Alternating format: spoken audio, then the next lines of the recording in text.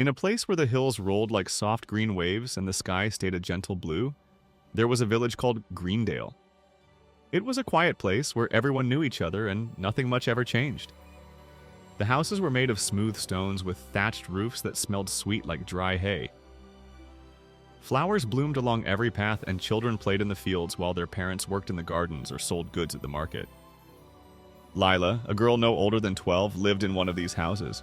She wasn't the tallest or the strongest, but her curiosity made her stand out. She had wild brown hair, which never stayed in place, no matter how much she tried to tame it. Her eyes sparkled with excitement whenever she found something new to explore. Lila loved Greendale, but even more than that, she loved the forest next to it. The forest was thick with old trees whose branches twisted together like they were keeping secrets. The villagers never went too far into it. They said it was easy to get lost in there, and strange things had been known to happen to those who wandered too deep. But Lila wasn't scared. She liked to imagine that the trees were whispering stories only she could hear. She often went out exploring with her best friend, Whiskers, a cat with a mind of his own. He was sleek and gray with sharp green eyes that seemed to know more than he let on. Wherever Lila went, Whiskers followed, though sometimes he would dart off on his own adventures, only to reappear when she least expected it. One day, Lila was up in the attic of her house, poking through old things that had been left behind by her grandmother. The attic was dusty and full of forgotten treasures, books with faded covers, strange objects wrapped in cloth, and old portraits of people she didn't recognize. As she rummaged through a chest in the corner, her fingers brushed against something different. It was a piece of old parchment, yellowed with age, but the lines on it were still clear. Lila pulled it out and unrolled it carefully. Her breath caught in her throat. It was a map.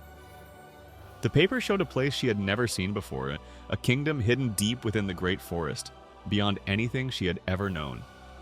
The kingdom's name had faded, but the path to it was marked by a winding line through the trees. No one in Greendale had ever spoken of such a place. Whiskers, who had been lazily watching her from the window, hopped down and padded over to inspect the map. His whiskers twitched as if he understood the significance of what they had found. Lila's heart raced. A kingdom no one knew about? How could that be? She looked at Whiskers, who was now staring at the map with a look that almost seemed expectant. "We have to find it," she whispered, her voice barely louder than the wind outside. She wasn't sure who she was talking to, herself or the cat. Whiskers flicked his tail and stretched as if readying himself for an adventure. Lila knew then that there was no turning back. Something inside her stirred, something that told her this was just the beginning of something far bigger than she could have ever imagined. With a final glance at the map, she rolled it up and tucked it carefully under her arm. Tomorrow, she thought. Tomorrow the adventure would begin. And with that, Lila and Whiskers climbed down from the attic, the old map tucked away and a new spark of excitement in their hearts. Little did they know, this journey would lead them into a world filled with magic, danger, and secrets long forgotten. Chapter 2. The Mysterious Map. The night before the journey, she was restless. Lila lay awake, staring up at the wooden beams above her bed. Her mind spun with thoughts of the map she had found, her fingers still tingling from the feel of the old parchment. The weight of what she had discovered seemed to hum in the air around her, refusing to let her drift into sleep. Whiskers, curled up at the foot of her bed, seemed perfectly calm. His slow, rhythmic breathing was the only sound in the room. Lila envied him, but even he couldn't distract her from the questions that buzzed inside her head. Where did the map come from? Why had no one in Greendale ever mentioned this lost kingdom before? And, most importantly, how had it ended up in her grandmother's attic, hidden among dusty relics that no one had touched in years? She turned onto her side and reached under her pillow, feeling the rolled-up map she had tucked there earlier. Just knowing it was there gave her a strange sense of responsibility, as if it was no longer just a piece of paper, but a promise. A promise of adventure, of mystery, and of something bigger than the quiet life she knew. The next morning dawned gray and misty, with clouds hanging low over the village. Lila, dressed in her usual faded tunic and sturdy boots, could barely contain her excitement as she hurried downstairs. Her parents, seated at the rough wooden table in the kitchen, were already deep in conversation about the day's work. They barely noticed as she grabbed a chunk of bread and stuffed it into her satchel, along with a water flask and the map. "Heading out to the forest again?" her mother asked absently, not looking up from her knitting. Lila nodded, feeling a small twinge of guilt in her chest. She hated lying, but she wasn't ready to tell them about the map. Not yet. The forest was familiar, safe. They wouldn't think twice about her wandering there for hours, but beyond the forest, into the unknown, that was a different story entirely. Whiskers was already waiting by the door, his tail twitching with impatience. He seemed more excited than usual, as if he too sensed that today was no ordinary day. As Lila pushed open the door, the cool morning air brushed against her face, carrying with it the scent of damp earth and pine. The village was still quiet, with only a few early risers bustling about, preparing for another uneventful day. Lila and Whiskers slipped away unnoticed, making their way toward the edge of the village where the forest began. The trees loomed ahead, their branches heavy with moisture, and the path into the woods seemed darker than usual, as if the mist was trying to hold them back. But Lila's heart was racing with excitement, and the pull of the map was too strong to ignore. The forest was familiar to her, but today it felt different. Every shadow seemed deeper, every sound more distant. Even the birds, usually chattering away in the treetops, were strangely silent. The only sound was the soft crunch of leaves under Lila's boots, and the occasional rustle as Whiskers darted through the undergrowth. They walked for what felt like hours, the path winding deeper and deeper into the woods. Lila kept checking the map, her eyes tracing the faded lines that marked the way to the Lost Kingdom. The map didn't show landmarks she recognized. There were no clearings or rivers that she had crossed before, but still she followed it, trusting the feeling in her gut that told her she was heading in the right direction. The further they went, the more Lila noticed strange things. The trees here were older, their bark rough and cracked like ancient skin. Vines twisted up their trunks, thick and heavy, their leaves a dark, almost unnatural green. She had never seen trees like these in the forest before, and the air, it felt thicker here, as if something was pressing down on them, watching. Whiskers, normally so fearless, seemed to sense it too. He stuck closer to Lila, his ears twitching nervously at every sound. Once, he stopped dead in his tracks, his fur standing on end as he stared into the shadows between the trees. Lila followed his gaze but saw nothing. Still, a chill ran down her spine. They continued on, the map guiding them through the thickening forest until they reached a clearing. It was small, no more than a patch of grass surrounded by towering trees. In the center of the clearing stood a stone pillar, covered in moss and vines. It looked ancient, like something that had been forgotten by time itself. Lila approached it cautiously, her heart pounding. She had never seen anything like it before, not in Greendale or anywhere nearby. The stone was rough and weathered, with strange symbols carved into its surface. They were worn and faded, but Lila could make out some of the shapes. Swirling lines and spirals that seemed to dance across the stone, twisting and turning in ways that didn't quite make sense.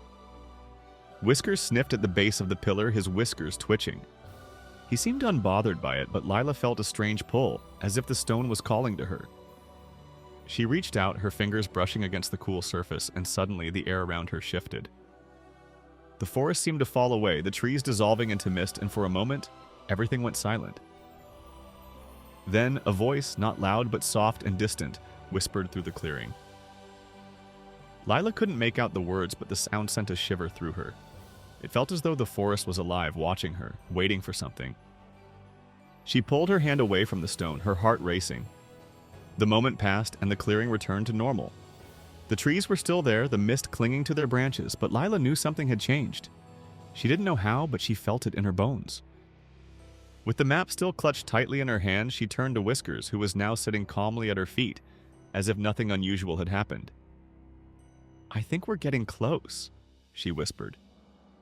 Whiskers blinked up at her, his green eyes shining in the dim light. For the first time since they had started their journey, Lila felt a flicker of doubt. But there was no turning back now. Chapter 3. A Quest Begins. Lila stood at the edge of the clearing, her mind racing with the possibilities that lay ahead. The ancient pillar, with its strange carvings and the faint whisper that had chilled her to the bone, lingered in her thoughts. But it was the map, still gripped tightly in her hand, that held her focus. She unrolled it once again, tracing her finger along the faded lines. The path seemed clear enough, leading deeper into the forest, toward a place no one in Greendale had ever spoken of. The Lost Kingdom. Lila's heart quickened at the thought. She had heard stories from the elders in her village, tales of faraway lands and ancient mysteries, but never anything like this. The kingdom wasn't just a distant legend, it was real, and the map in her hands was proof of that. It was as if fate had chosen her out of all the people in Greendale to uncover its secrets. Whiskers, her ever-loyal companion, was already on high alert. The playful cat, usually bouncing from one distraction to the next, seemed unusually focused. His sleek gray fur bristled slightly, and his green eyes never left Lila's face, watching her every move. He padded over to her, brushing against her leg with a low, soft purr, as if to say, "We're in this together." She knelt beside him, scratching behind his ears, a small smile tugging at her lips despite the nervous excitement coursing through her. "You're not going to let me do this alone, are you?" she whispered. Whiskers responded with a slow blink and a flick of his tail, his way of sealing their silent pact. Lila could always count on him. With a deep breath, she stood up straight, rolling the map and tucking it safely into her satchel. The village was far behind them now, and with it the comforts of home. No one would know where they had gone, but that was how Lila wanted it. This journey was hers to take, and though the path ahead was uncertain, she felt a pull, a calling she couldn't ignore.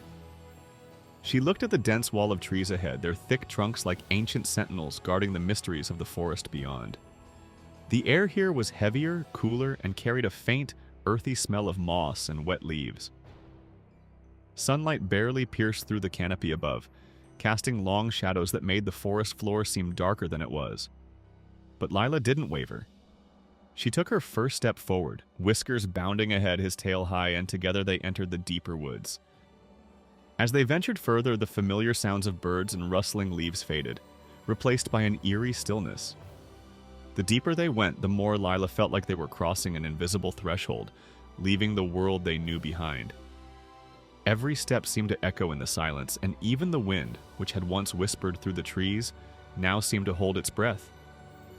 Despite the quiet, Lila felt a strange sense of calm. The map had led her here, and she trusted it would lead her the rest of the way. Still, she couldn't shake the feeling that they were being watched, as if the forest itself was alive, observing their every move. It wasn't an unfriendly presence, but it was unsettling, like eyes hiding behind the thick branches, waiting for her to prove herself worthy. "Do you think the kingdom's real?" Lila asked aloud, more to break the silence than anything else. Her voice sounded small, swallowed by the trees around her. Whiskers paused in his tracks and turned to look at her, his whiskers twitching thoughtfully.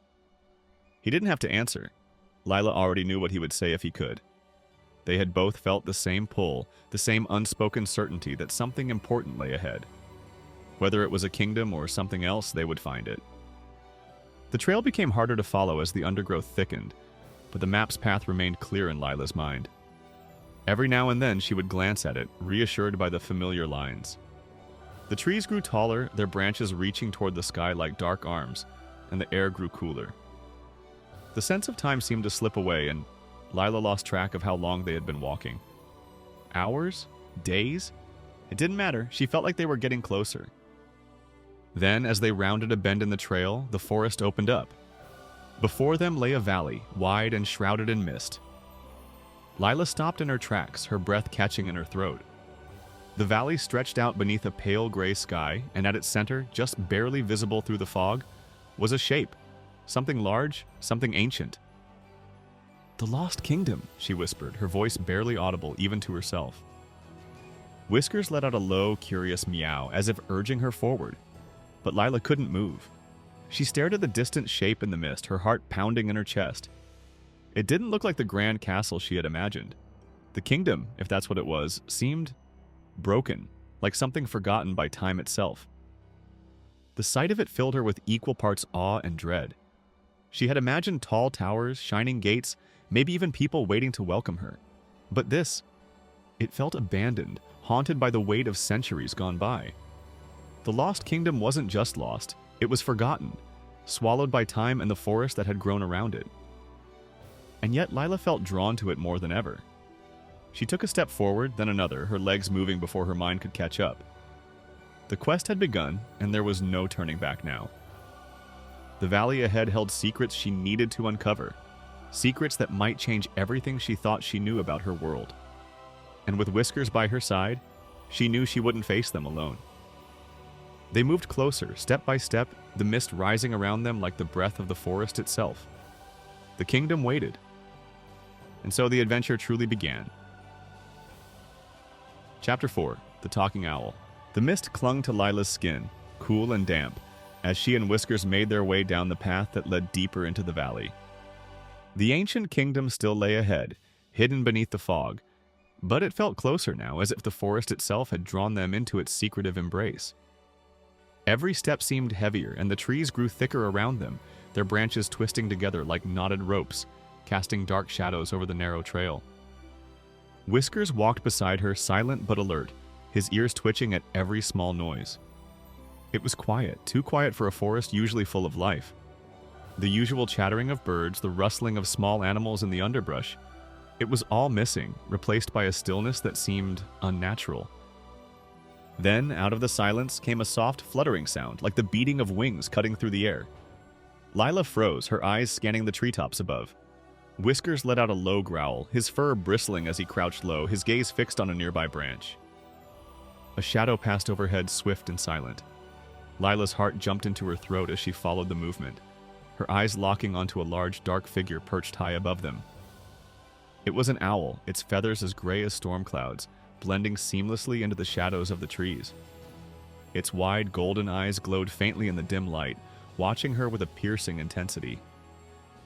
The owl stared down at them for a moment, unmoving before it spoke. "Well, well, what do we have here?"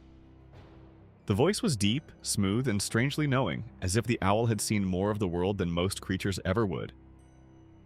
Lila's eyes widened, her breath catching in her chest. She had heard of talking animals in fairy tales, but she had never believed in them, not really. Yet here it was, perched right above her, speaking as if it were the most natural thing in the world. Whiskers, clearly not as impressed, flicked his tail and glared at the owl, as if annoyed by its sudden appearance. The owl tilted its head, its golden eyes narrowing slightly. "A girl and her cat, wandering through the old forest. Do you have any idea where you are?" Lila found her voice, though it was shaky and uncertain. "We're following a map," she said, reaching into her satchel and pulling it out. "It leads to the Lost Kingdom." The owl let out a low chuckle, a sound that seemed to rumble through the trees like distant thunder. "The Lost Kingdom, you say? I've seen many come searching for it, but few make it very far. The forest doesn't let just anyone pass, you know." Lila swallowed hard, gripping the map tighter in her hands. "Who are you?" she asked, her voice barely above a whisper. The owl's eyes glimmered with something between amusement and wisdom. "I am Orin," he said, his voice softening. "I've lived in these woods longer than you've been alive, watching over those who dare to enter. And you, young one, are treading on dangerous ground." Lila glanced at Whiskers, who was still watching Orin warily, his fur slightly puffed. The cat didn't seem too keen on trusting the owl, but Lila felt there was something different about Orin. He wasn't just any creature of the forest. He knew things, important things. "What do you mean dangerous?" Lila asked, her curiosity outweighing her fear. "We've been fine so far." Orin's feathers ruffled slightly, and he gave her a long, thoughtful look. "This forest is not what it seems," he said, his tone darkening. "There are places where the trees grow thick and the shadows even thicker. There are creatures here that do not take kindly to intruders, and beyond that, the path you seek. It is not an easy one." Lila's stomach twisted, but she stood her ground. "I'm not afraid," she said, though her voice trembled slightly. "We've come this far, and we're not turning back now. I have to know what's at the end of this map." Orin let out another low chuckle. "Bravery is admirable, but it can also be foolish." He spread his wings, shifting slightly on the branch. "Still, I've seen a determination in you that I do not often see in those who come here. Perhaps you are different." Whiskers, still unimpressed, let out a soft huff and sat down, his tail flicking back and forth impatiently. Orin's gaze flicked to the cat, a small smile playing at the edges of his beak. "Your feline friend may not trust me, but you'll need my guidance if you're to make it to the Lost Kingdom in one piece. I can lead you part of the way, but beyond that, you will be on your own." Lila hesitated. Could she trust him? The owl seemed wise, but she didn't know what lay ahead. Still, something told her that Orin wasn't lying. There was an edge to his words, a truth that echoed in the stillness of the forest. "What kind of dangers are we talking about?" she asked, her voice steadier now. Orin's eyes darkened and his feathers ruffled again, as if the thought of it disturbed even him. "The forest is home to many things," he said slowly. "Some are ancient, others not quite alive. The trees themselves can be treacherous, leading you in circles if you stray from the path. And there are creatures here, creatures who do not take kindly to strangers." Lila's heart pounded in her chest, but she nodded. "We'll be careful."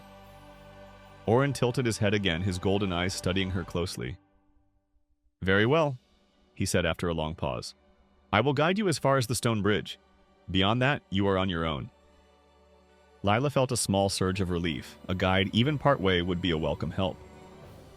"Thank you," she said sincerely. With a powerful beat of his wings, Orin swooped down from the branch, landing gracefully on the ground beside them. His presence felt larger up close, his feathers soft but imposing. He looked at Lila with an expression that was almost fatherly.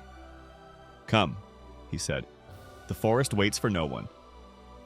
And with that, Orin led the way, his wings spread wide as he glided through the trees, guiding Lila and Whiskers deeper into the heart of the unknown. Chapter 5, The Enchanted Stream. The deeper they ventured into the forest, the more the air itself seemed to change. It grew thicker, almost as if they were moving through a dream. The trees, which had once towered over them in ominous silence, now glowed faintly, their bark shimmering with faint silver threads that reminded Lila of stardust. Orin led the way, his dark wings gliding silently through the air, while Lila followed close behind, her eyes darting nervously around. Whiskers was less cautious. He trotted ahead, his paws light on the moss-covered ground, his tail flicking with excitement. The cat seemed eager to explore this strange new part of the forest, unfazed by the magic that seemed to pulse in the air around them. Orin had promised to lead them to a place called the Stone Bridge, but the owl had grown quiet, his golden eyes scanning the path ahead with a focus that made Lila's stomach twist. It was as if the forest itself was shifting around them, bending and warping with each step. The faint sound of running water reached Lila's ears, soft and melodic, like the tinkling of tiny bells. She slowed her pace, glancing at Whiskers, who had stopped just ahead of her.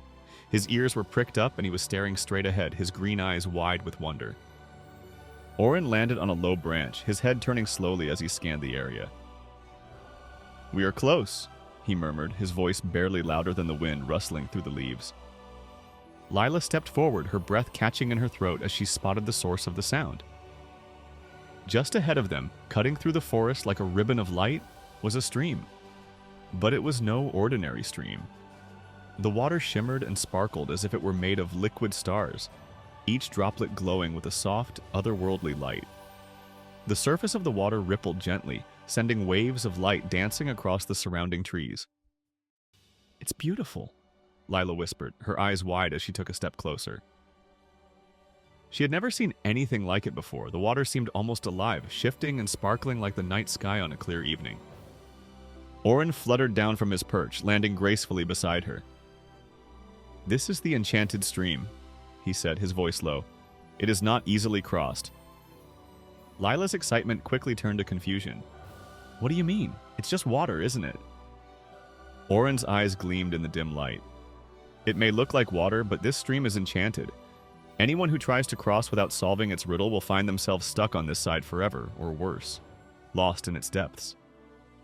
Lila's heart skipped a beat. She glanced at Whiskers, who had inched closer to the edge of the stream, his curious nose sniffing at the shimmering water. "A riddle?" she asked, feeling a knot form in her stomach. "I'm not very good at riddles." Orin let out a soft chuckle. "Few are, but you have no choice. The stream won't let you pass without answering correctly." Lila looked at the sparkling water again, a sense of dread creeping over her. How could something so beautiful be so dangerous? She could feel the pull of the stream, as if it were calling to her, beckoning her to step closer. But she held her ground, her hands clenching the map tighter. "What's the riddle?" she asked, her voice small. Orin stepped closer to the water's edge, his gaze fixed on the shimmering surface. "Listen carefully," he said. "The stream will speak." For a moment, all was silent. The water continued to sparkle and ripple, and Lila began to wonder if Orin had been mistaken. But then a voice, soft and melodic, rose from the water. It wasn't loud, but it was clear, like the tinkling of glass bells. I have no wings, but I can fly. I have no eyes, but I can cry. Whenever I go, darkness follows close behind. What am I? The words hung in the air, and Lila felt the weight of them pressing down on her. She repeated them in her mind, trying to make sense of them. Whiskers, who had been pawing at the edge of the stream, sat back on his haunches, his eyes flicking toward Lila as if he, too, was waiting for her answer. I have no wings, but I can fly, Lila muttered to herself. I have no eyes, but I can cry. Her brow furrowed as she thought it over. It wasn't the kind of riddle she was used to. It wasn't about simple objects or animals. This was something deeper, something harder to grasp. Oren watched her silently, his golden eyes unreadable. Lila bit her lip, frustration bubbling up inside her. What could it be? Something that could fly without wings? Something that could cry without eyes?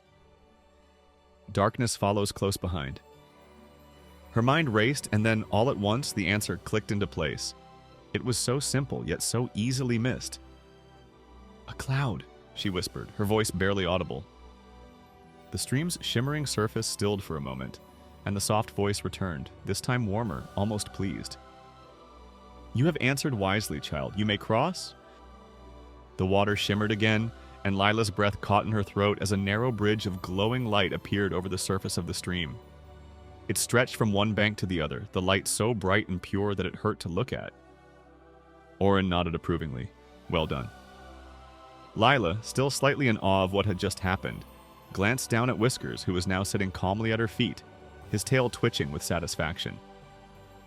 Come on, she said softly, her voice filled with both relief and excitement. Together they stepped onto the bridge, the light warm beneath their feet. It felt like walking on air, the sparkling stream flowing gently below them, untouched by their presence.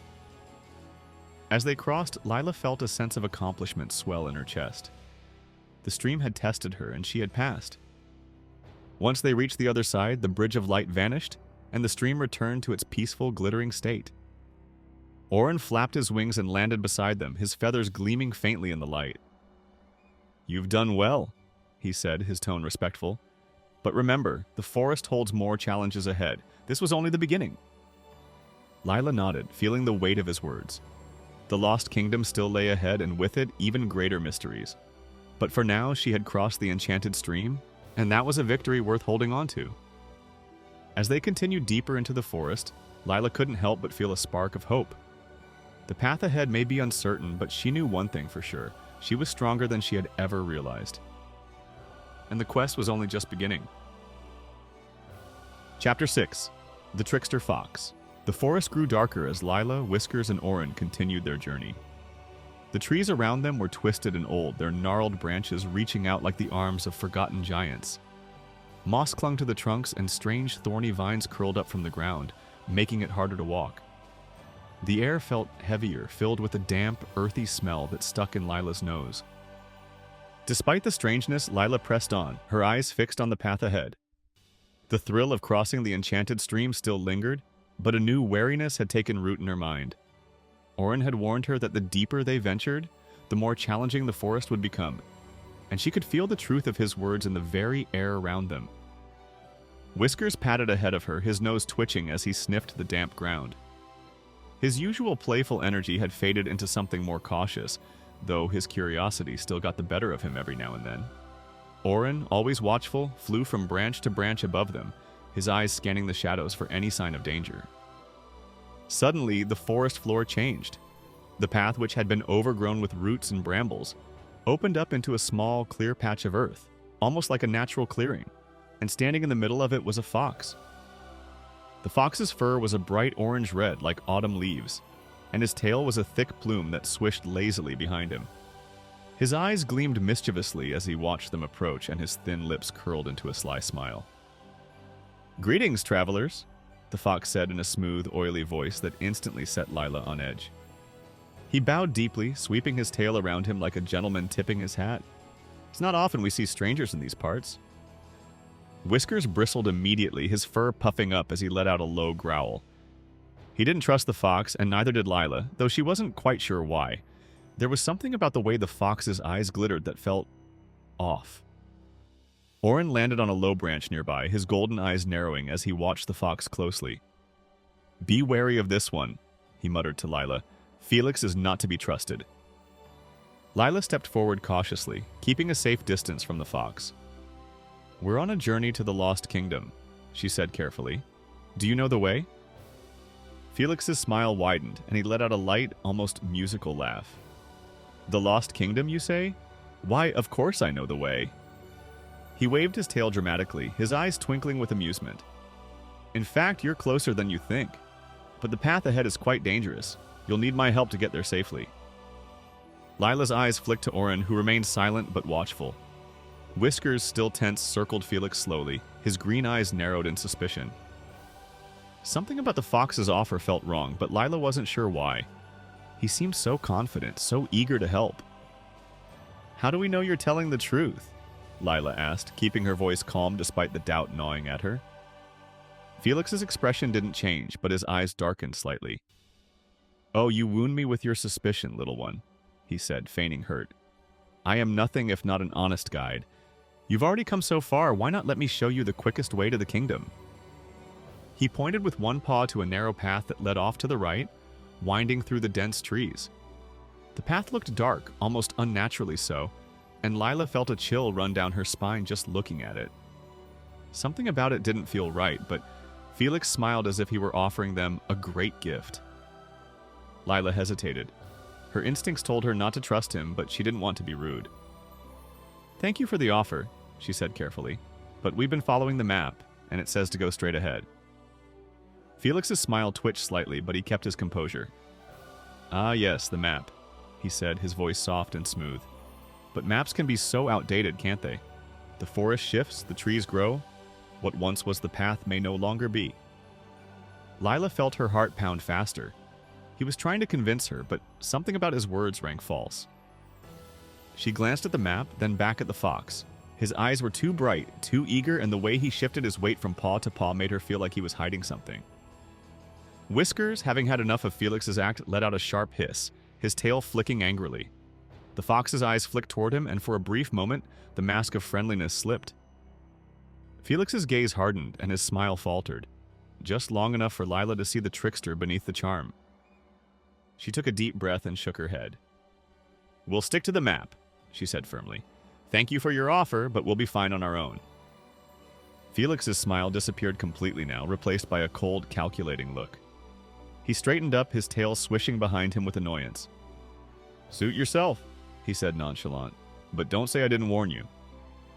With that, he turned sharply on his heel and trotted off into the trees, disappearing into the shadows as quickly as he had appeared. The clearing felt quieter now, as if the air had been cleared of something foul. Oren fluttered down from his perch, his feathers ruffling as he settled on the ground beside Lila. "You were wise to see through his tricks," the owl said quietly. "Felix is a master of deception. Had you followed him, you would have ended up hopelessly lost, or worse." Lila let out a shaky breath, relieved that she hadn't fallen for the fox's lies. "How did you know he was trying to trick us?" Oren's golden eyes gleamed in the dim light. "Felix has a reputation in these woods. He enjoys leading travelers astray for his own amusement. But your instincts served you well." Whiskers, clearly pleased with himself, padded over to Lila and rubbed against her legs, purring softly. He had sensed the danger long before she had, and she felt grateful for his keen senses. "Thank you," Lila said softly, reaching down to scratch Whiskers behind the ears. "I guess we should keep moving." Oren nodded, his gaze sweeping the forest around them. The Lost Kingdom is still ahead, and there will be more challenges along the way. But trust yourself, and you will find the right path. With Felix gone and the way ahead clear, Lila, Whiskers, and Oren resumed their journey. The forest seemed to shift around them once again, but this time Lila felt more sure of herself. She had seen through the fox's tricks, and she knew that no matter what lay ahead, her kindness, cleverness, and the support of her friends would guide her through. As they moved deeper into the forest, the Lost Kingdom felt closer than ever. Chapter 7. The Dark Woods. As Lila, Whiskers, and Oren pushed forward, the forest seemed to change around them. The gentle glow of the trees faded, replaced by thick shadows that twisted and stretched over the path like grasping fingers. The air grew colder, and a stillness fell over the woods, as if the forest itself was holding its breath. Lila tightened her grip on the map, her eyes scanning the thickening darkness ahead. Orin flew silently above, his wings beating softly as he glided from branch to branch. Even the wise owl seemed uneasy now, his golden eyes darting around, always watching, always alert. The forest had taken on an entirely new atmosphere, one that hummed with an unseen tension. "Stay close," Orin called down to Lila, his voice low and steady, but there was a hint of urgency in his tone. "We are entering the dark woods." Lila's heart tightened at the name. The dark woods. Even without knowing their story, the name alone sent a shiver through her. She glanced down at Whiskers, who padded silently beside her. His sleek gray fur bristled slightly, and his ears were flat against his head, alert to every sound. Even he seemed unnerved, which only made Lila's stomach twist more. The trees loomed larger now, their trunks thick and gnarled, covered in moss that looked black in the dim light. The canopy above was so dense that barely any sunlight made it through, leaving the forest floor in near darkness. Lila felt a creeping sense of unease crawl up her spine, the kind that whispered danger was nearby even if she couldn't see it. "Why is it called the Dark Woods?" Lila asked, her voice hushed, as if speaking too loudly might wake something. Orin swooped down, landing on a branch just above her. "These woods have been cursed for as long as anyone can remember," he explained, his golden eyes gleaming in the shadows. "The trees themselves are said to be alive, twisting the paths and leading travelers in circles until they're lost. Few have made it through." Lila swallowed hard. She had faced challenges before, the enchanted stream, Felix the trickster fox, but this felt different. There was something darker here, something that tugged at her hope, like the very air around her was working to drain her strength. She glanced at the map, but the path was unclear. The lines seemed to blur together in the dim light, and she could barely make out the markings that had guided her so far. "I can't see where to go," she muttered, frustration creeping into her voice. Orin fluttered down to the ground, his wings brushing the forest floor as he landed beside her. "The dark woods play tricks on your mind," he said, his voice soft but serious. "They make you doubt yourself, make you feel like you're lost, even when you aren't." Whiskers let out a low growl, his green eyes flashing as he darted ahead as if trying to chase off some unseen threat. Lila bit her lip, her hands trembling slightly as she clutched the map. She knew Orin was right. This was more than just a physical challenge. The forest itself was testing her, trying to make her lose hope. "We have to keep going," Lila said quietly, more to herself than to anyone else. "We can't stop now." She took a deep breath, forcing her legs to move forward, even though every instinct in her body told her to turn back. The path twisted ahead of them, barely visible through the thick undergrowth. Lila's heart pounded in her chest as she pushed through the brambles, the sharp thorns catching on her clothes and scratching at her skin. The deeper they went, the more the forest seemed to close in around them. The trees grew taller, their branches knotted together overhead like a web, casting long shadows across the ground. The air grew colder, and a thick mist began to rise from the ground, swirling around their ankles like icy fingers. Whiskers stayed close to Lila's side now, his usual playful demeanor gone. He let out a soft meow as if trying to reassure her, but Lila could see the tension in his body, the way his ears flicked at every sound. "We're still on the right path," Orin said, his voice calm but low. "But the forest will try to confuse you. Stay focused." Lila nodded, though her heart still raced. The mist thickened as they continued, swirling up around them, and soon they could barely see a few feet in front of them. The trees were nothing more than dark silhouettes, their twisted forms looming over them like shadows of giants. Every sound felt magnified in the heavy silence. The crack of a twig underfoot, the rustle of leaves in the wind, it all made Lila jump. Her thoughts swirled with doubt. Were they going the right way? Had they already lost their way? It felt impossible to tell anymore. As they walked, the mist grew thicker, wrapping around them until it felt like they were walking through a cloud.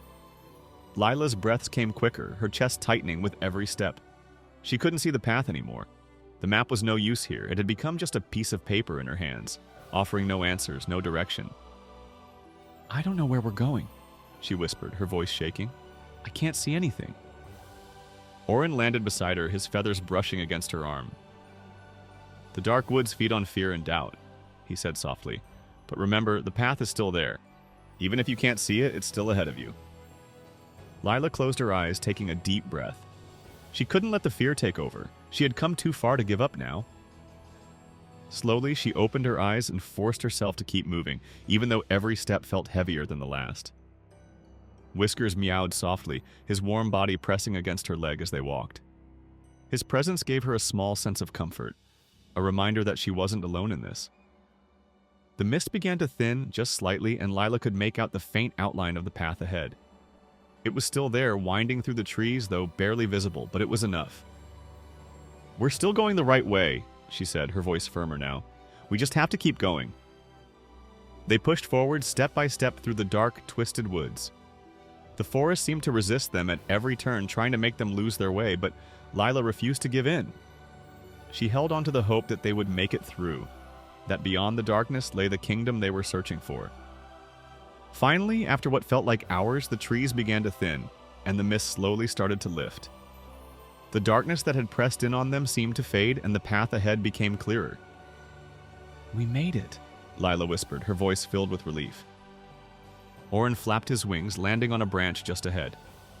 "The dark woods couldn't take your hope," he said softly. "That's what got you through." Lila smiled, glancing down at Whiskers, who gave her an approving blink. They had faced the darkness, and they hadn't lost hope. Whatever lay ahead, she knew now that they could face it together. Chapter 8: The Hidden Village. The forest had finally opened up, revealing a softer light that filtered down through the thinning trees. Lila felt a wave of relief wash over her, the weight of the dark woods falling away behind them like a heavy cloak she hadn't realized she was wearing. The air here was different, lighter, warmer. It felt like the world was finally breathing again after the oppressive gloom they had just escaped. Whiskers trotted ahead, his tail high in the air, clearly pleased to be out of the dark tangle of trees. His green eyes sparkled with curiosity, his previous wariness gone as he sniffed at the unfamiliar ground. Orin flew above them, his sharp eyes scanning the landscape, his wings casting long shadows as they stretched out over the clearing. Then, just as Lila began to wonder what lay ahead, she spotted it. A small village tucked away in the valley, hidden beneath a canopy of golden trees. The village was unlike anything Lila had ever seen before. The houses were simple, built from smooth stones with roofs thatched with bright green moss. They sat nestled together like a forgotten secret, surrounded by fields of wildflowers that swayed gently in the breeze. "It's beautiful," Lila whispered, her eyes wide as she took in the scene. The village looked peaceful, untouched by the world beyond the forest. But something about it felt off. Despite its beauty, there was an eerie stillness to the village. No smoke rose from the chimneys, and no voices drifted on the wind. It was as if the village had been frozen in time, waiting for something or someone to wake it up. Orin landed softly beside her, his golden eyes sharp and knowing. "This is no ordinary village," he murmured. "Be cautious." Lila's brow furrowed as she glanced at Whiskers, who had already begun to wander down the narrow path leading into the village. His usual playfulness seemed muted here, as if he too sensed that something wasn't quite right. They entered the village slowly, their footsteps quiet on the soft earth. The houses, though well-kept, felt empty. There were no signs of life, no movement, no laughter or sound of children playing. It was as if the people who lived here had vanished, leaving behind nothing but their homes. But then, as they rounded a corner, Lila saw them. A group of villagers stood in the center of the square, their faces blank and their eyes empty. They were moving, slow, deliberate movements, as if they were going through the motions of daily life without any real understanding of what they were doing. One man was chopping wood, though his axe never seemed to land on the logs. A woman was drawing water from a well, but the bucket was dry. Children sat in a circle, staring at the ground, their hands idle in their laps. Lila's heart ached at the sight. These people weren't living, they were sleepwalking, trapped in some kind of strange, lifeless routine. "What's wrong with them?" she asked, her voice barely above a whisper. Orin's feathers ruffled slightly as he watched the villagers with narrowed eyes. "They have forgotten themselves," he said softly. "This village is under a spell. The people here have lost their past, their memories. They do not know who they are or where they came from. They live in a fog, trapped in an endless cycle." Lila's stomach twisted. A spell? It made sense. The strange stillness, the empty eyes, the way the villagers moved like shadows of themselves. But how could such a thing happen? "Is there a way to help them?" she asked, her voice full of concern. Oren's gaze shifted to her, his golden eyes thoughtful. "Perhaps," he said slowly. "But breaking a spell like this is no easy task. It requires more than just magic. It requires them to remember. They must be reminded of who they are, of the lives they once lived." Lila looked at the villagers again, her heart heavy with sadness. How could she make them remember? She didn't know anything about their past, their history. She was a stranger here, just passing through on her own journey. But then she thought of the map that had led her here to the Lost Kingdom. The village wasn't on the map, but perhaps it was connected. Perhaps these people had once been part of the kingdom itself, forgotten along with it. An idea began to form in her mind. She reached into her satchel and pulled out the map, unrolling it carefully. The lines and symbols were faint, but as she looked closer, she noticed something she hadn't seen before. A small mark near the edge of the forest, close to where the village now stood. It wasn't labeled, but it was there. A connection to something larger. "This village," she said slowly, her eyes scanning the map, "must have been part of the Lost Kingdom." Oren's eyes flickered with interest. "It's possible," he said. "The Lost Kingdom was once vast. It is said that many of its people were scattered when the kingdom fell, their memories wiped by the magic that protects it." Lila's heart quickened. If the village had once been part of the kingdom, then perhaps she could help them remember. She looked around at the villagers, their blank faces haunting her. She couldn't leave them like this. She stepped forward, her voice steady but soft. "These people need to remember who they are," she said, glancing at Oren. "But how do I help them?" Oren regarded her for a long moment, then nodded. "You must find something, an object, a story, anything that connects them to their past. Something that will stir their memories, break the spell that holds them." Lila glanced around the village, her mind racing. What could she possibly find that would bring their memories back? The village seemed so ordinary, so untouched by time. But then she noticed something. At the far end of the village, tucked beneath a large tree, was a small stone monument, weathered with age. Her heart pounded as she made her way over to it, Whiskers trotting silently beside her. The stone was covered in moss, its carvings nearly worn away by time, but as she brushed the moss aside, she saw it, an ancient crest, the same one she had seen on the map. "This is it," she whispered, her fingers tracing the lines of the carving. "This crest, it's part of the Lost Kingdom." Whiskers let out a soft meow, his green eyes flicking from the stone to the villagers.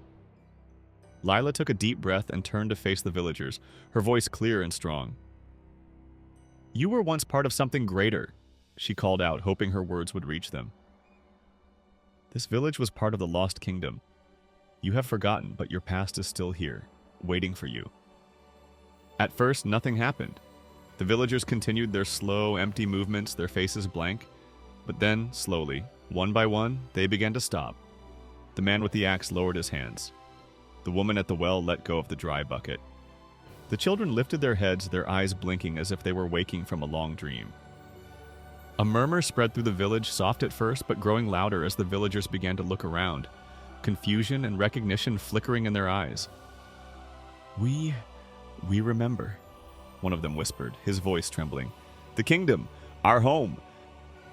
The spell had broken. Lila smiled, her heart swelling with relief. She had done it. She had helped them remember who they were. As the villagers slowly returned to themselves, Oren landed beside her, his golden eyes gleaming with approval. "You've done well, Lila," he said softly. "The past is powerful. Sometimes all it takes is a small reminder to bring it back." Lila nodded, her heart full of hope. The village had been hidden, forgotten, but now its people were awake again, ready to face their future. And as she looked out at the villagers, their faces now full of life and memory, Lila knew that she too was part of something greater than she had ever imagined. Chapter 9. The First Key. The village, once silent and lifeless, now hummed with the soft murmur of voices. The villagers had awakened from the spell that had held them captive, their memories slowly returning like the first rays of dawn breaking over a long, dark night. Lila stood at the center of it all, watching as they reconnected with one another, their confusion melting into recognition. It was as if the weight of centuries had lifted, and with it, a sense of peace began to settle over the hidden village. Whiskers padded around the village square, his tail flicking in the soft sunlight that filtered through the golden trees. He seemed satisfied with their progress, no longer tense and alert. The village had been saved, but Lila knew their journey was far from over. As the villagers talked amongst themselves, Lila noticed one of the older men approaching her. He was tall, his face lined with age, but his eyes were sharp, full of life that had only just been rekindled. He wore simple clothes, a worn cloak draped over his shoulders, and his hands were calloused from years of work. He carried a staff made of dark wood, its surface smooth from use. "You are the one who woke us," he said, his voice deep and resonant. "We owe you a great debt." Lila shook her head, feeling a little uncomfortable under his intense gaze. "I didn't do it alone, I just helped you remember." The man smiled, a slow, knowing smile that made Lila feel as though he saw more in her than even she knew.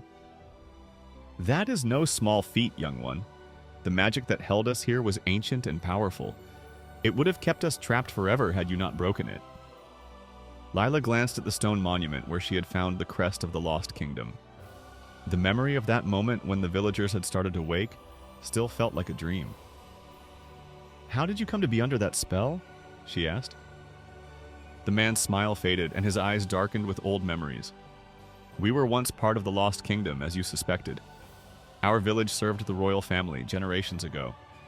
But when the kingdom fell, powerful magic was cast to protect its secrets. We too were affected by that magic, though we did not realize it at first. Over time, our memories faded and we forgot who we were, trapped in an endless loop of daily life with no purpose." He paused, his gaze drifting toward the distant hills. "The magic was meant to protect, but it became a curse, until you came." Lila felt a shiver run down her spine. The kingdom's fall, the spell, there was still so much she didn't know, but she could feel that she was getting closer to something important. "The kingdom, do you know where it is?" The man nodded slowly. "I do not know its exact location, but I know it lies deep within the forest, hidden from all who seek it. Only those with the keys can find it." "Keys?" Lila asked, her curiosity piqued. He turned and gestured for her to follow. "Come with me." Lila glanced at Whiskers, who had been watching the conversation closely. The cat twitched his whiskers and followed behind her, his paws silent on the soft earth.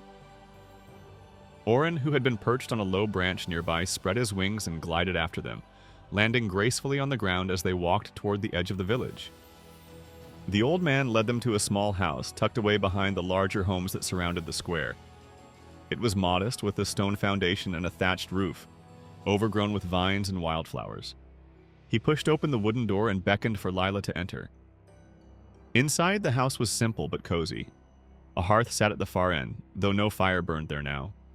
Shelves lined the walls, filled with old books and strange objects, small trinkets, tools, and pottery that looked like they hadn't been touched in years. The air was thick with the smell of dust and time. The old man walked over to a wooden chest in the corner of the room, its surface worn smooth by years of use. He knelt before it, his fingers tracing the edges of the lid before he lifted it slowly. Inside, among faded linens and old garments, was something that caught Lila's eye immediately. It was a key. But this was no ordinary key. It was large, about the size of her hand, and made of a dark, polished metal that shimmered faintly in the dim light. Its shape was intricate, with swirling designs carved into the handle and a long, delicate shaft. The teeth of the key were sharp and precise, like a puzzle waiting to be solved. The man carefully lifted the key from the chest and held it out to Lila. "This is the first key," he said, his voice reverent. "It is one of 3. They are said to unlock the way to the Lost Kingdom, but no one has seen the other 2 in many years." Lila took the key from him, feeling its cool weight in her hands. It felt important, ancient, like it had been waiting for her for a long time. As her fingers traced the delicate carvings, she felt a strange energy hum through the metal, as if the key itself was alive with magic. "Where are the other keys?" she asked, her mind already racing with possibilities. The man shook his head. "I do not know. The keys were scattered when the kingdom fell. Each was hidden in a different part of the forest, protected by powerful magic. Finding them will not be easy." Lila nodded, understanding the weight of the task ahead. The map had led her here, but it was clear that this was only the beginning. There were still more secrets to uncover, more challenges to face. But with the first key in her possession, she was one step closer to unlocking the Lost Kingdom's mysteries. "Thank you," she said softly, clutching the key tightly. "I'll find the others." The old man smiled, a glint of hope returning to his eyes. "You are brave, young one, but be careful. The forest is full of dangers, and not all will welcome your search. The kingdom's secrets have remained hidden for a reason." Lila nodded, feeling the weight of his words settle on her shoulders. She knew the journey ahead would not be easy, but she also knew she couldn't turn back now. The key in her hand was more than just a tool. It was a promise, a piece of a larger puzzle that only she could solve. As they left the small house, Whiskers trotted beside her, his sharp eyes glancing at the key as if he, too, understood its significance. Orin flew silently overhead, his wings casting long shadows on the ground. The villagers watched her with gratitude and respect as she made her way back through the square, the key tucked safely into her satchel. But Lila's mind was already on the next step of her journey. There were still 2 more keys to find, and the forest, vast, dark, and full of secrets, waited for her. The Lost Kingdom was closer than ever, but so were its dangers. Chapter 10. The Giant's Bridge. The air in the forest had begun to change again. As Lila, Whiskers, and Orin ventured further, the trees grew even taller, their branches swaying gently overhead. The light that filtered through the canopy was golden, casting long shadows across the path ahead. It felt peaceful for the moment, but Lila knew better than to relax too much. They still had a long way to go, and the forest was full of surprises, both good and bad. The first key was tucked safely in her satchel, its weight a constant reminder of the responsibility she now carried. Lila's thoughts raced as she wondered where the other 2 keys might be hidden and what challenges lay ahead. But for now, she focused on the path in front of her. Orin flew silently above, and Whiskers trotted by her side, his tail swishing with each step. After a while, the forest began to thin, and the trees parted to reveal a wide clearing. Beyond it, stretching across a deep ravine, was a bridge, an enormous structure made of thick wooden beams and heavy ropes. The bridge swayed slightly in the wind, its planks creaking with each gust. Beyond the bridge, the forest continued, darker and more mysterious than ever. But it wasn't the bridge itself that caught Lila's attention. It was the figure standing in front of it. The figure was enormous, towering above the trees like a mountain of muscle and clumsily tied fabric. His clothes, which appeared to be made from large sacks stitched together, hung loosely from his massive frame. His feet were bare, each one the size of a small wagon, and his hair was a wild tangle of brown curls that stuck out in every direction. He had a wide, friendly face with large, round eyes and a nose that seemed a bit too big for his head. As Lila and Whiskers approached, the giant noticed them and let out a booming laugh, his voice echoing through the clearing like a roll of thunder. "Hello there," he called, waving one massive hand in the air. "What brings such tiny travelers to Berto's bridge?" Lila glanced at Whiskers, who blinked up at the giant with a mix of curiosity and caution. Orin swooped down, landing on a low branch nearby, his golden eyes watching the giant closely. Lila stepped forward, feeling a little unsure. "We need to cross the bridge," she said. "We're on a journey to find the Lost Kingdom." Berto's eyes lit up with excitement, and he clapped his hands together, though the force of it sent a gust of wind toward Lila and Whiskers, nearly knocking them over. "The Lost Kingdom? Oh, I've heard stories about that," he said, grinning from ear to ear. "But no one ever crosses my bridge anymore. You'll be the first in ages." Lila smiled nervously, her gaze drifting to the bridge behind him. It looked sturdy enough, but the ravine beneath it was deep, with jagged rocks at the bottom. The thought of crossing it made her stomach twist with anxiety. Berto noticed her hesitation and chuckled. "Don't worry, little one. The bridge is safe. I built it myself." "Well, mostly," he added, scratching the back of his head. "I had a bit of help from the squirrels, though they're not the best at tying knots." Orin ruffled his feathers. "It looks manageable," he said, though his tone suggested he wasn't entirely convinced. Lila took a deep breath. "We'll cross, but could you help us, Berto?" The giant's face lit up again, and he nodded enthusiastically. "Of course, I'll make sure you get across safely. I'm very good at helping." He bent down, lowering one massive hand to the ground. "Hop on!" I'll carry you across so you don't have to worry about slipping. Lila hesitated for a moment, but then, with a glance at Whiskers, she stepped onto Berto's open palm. Whiskers followed her, leaping up with a graceful hop, though his ears were flat against his head, clearly not thrilled with the situation. Berto lifted them carefully, holding his hand out in front of him as he turned toward the bridge. "All right, here we go," he announced cheerfully, taking his first step onto the swaying planks. The bridge creaked and groaned under his weight, the rope straining as Berto's enormous feet thudded against the wood.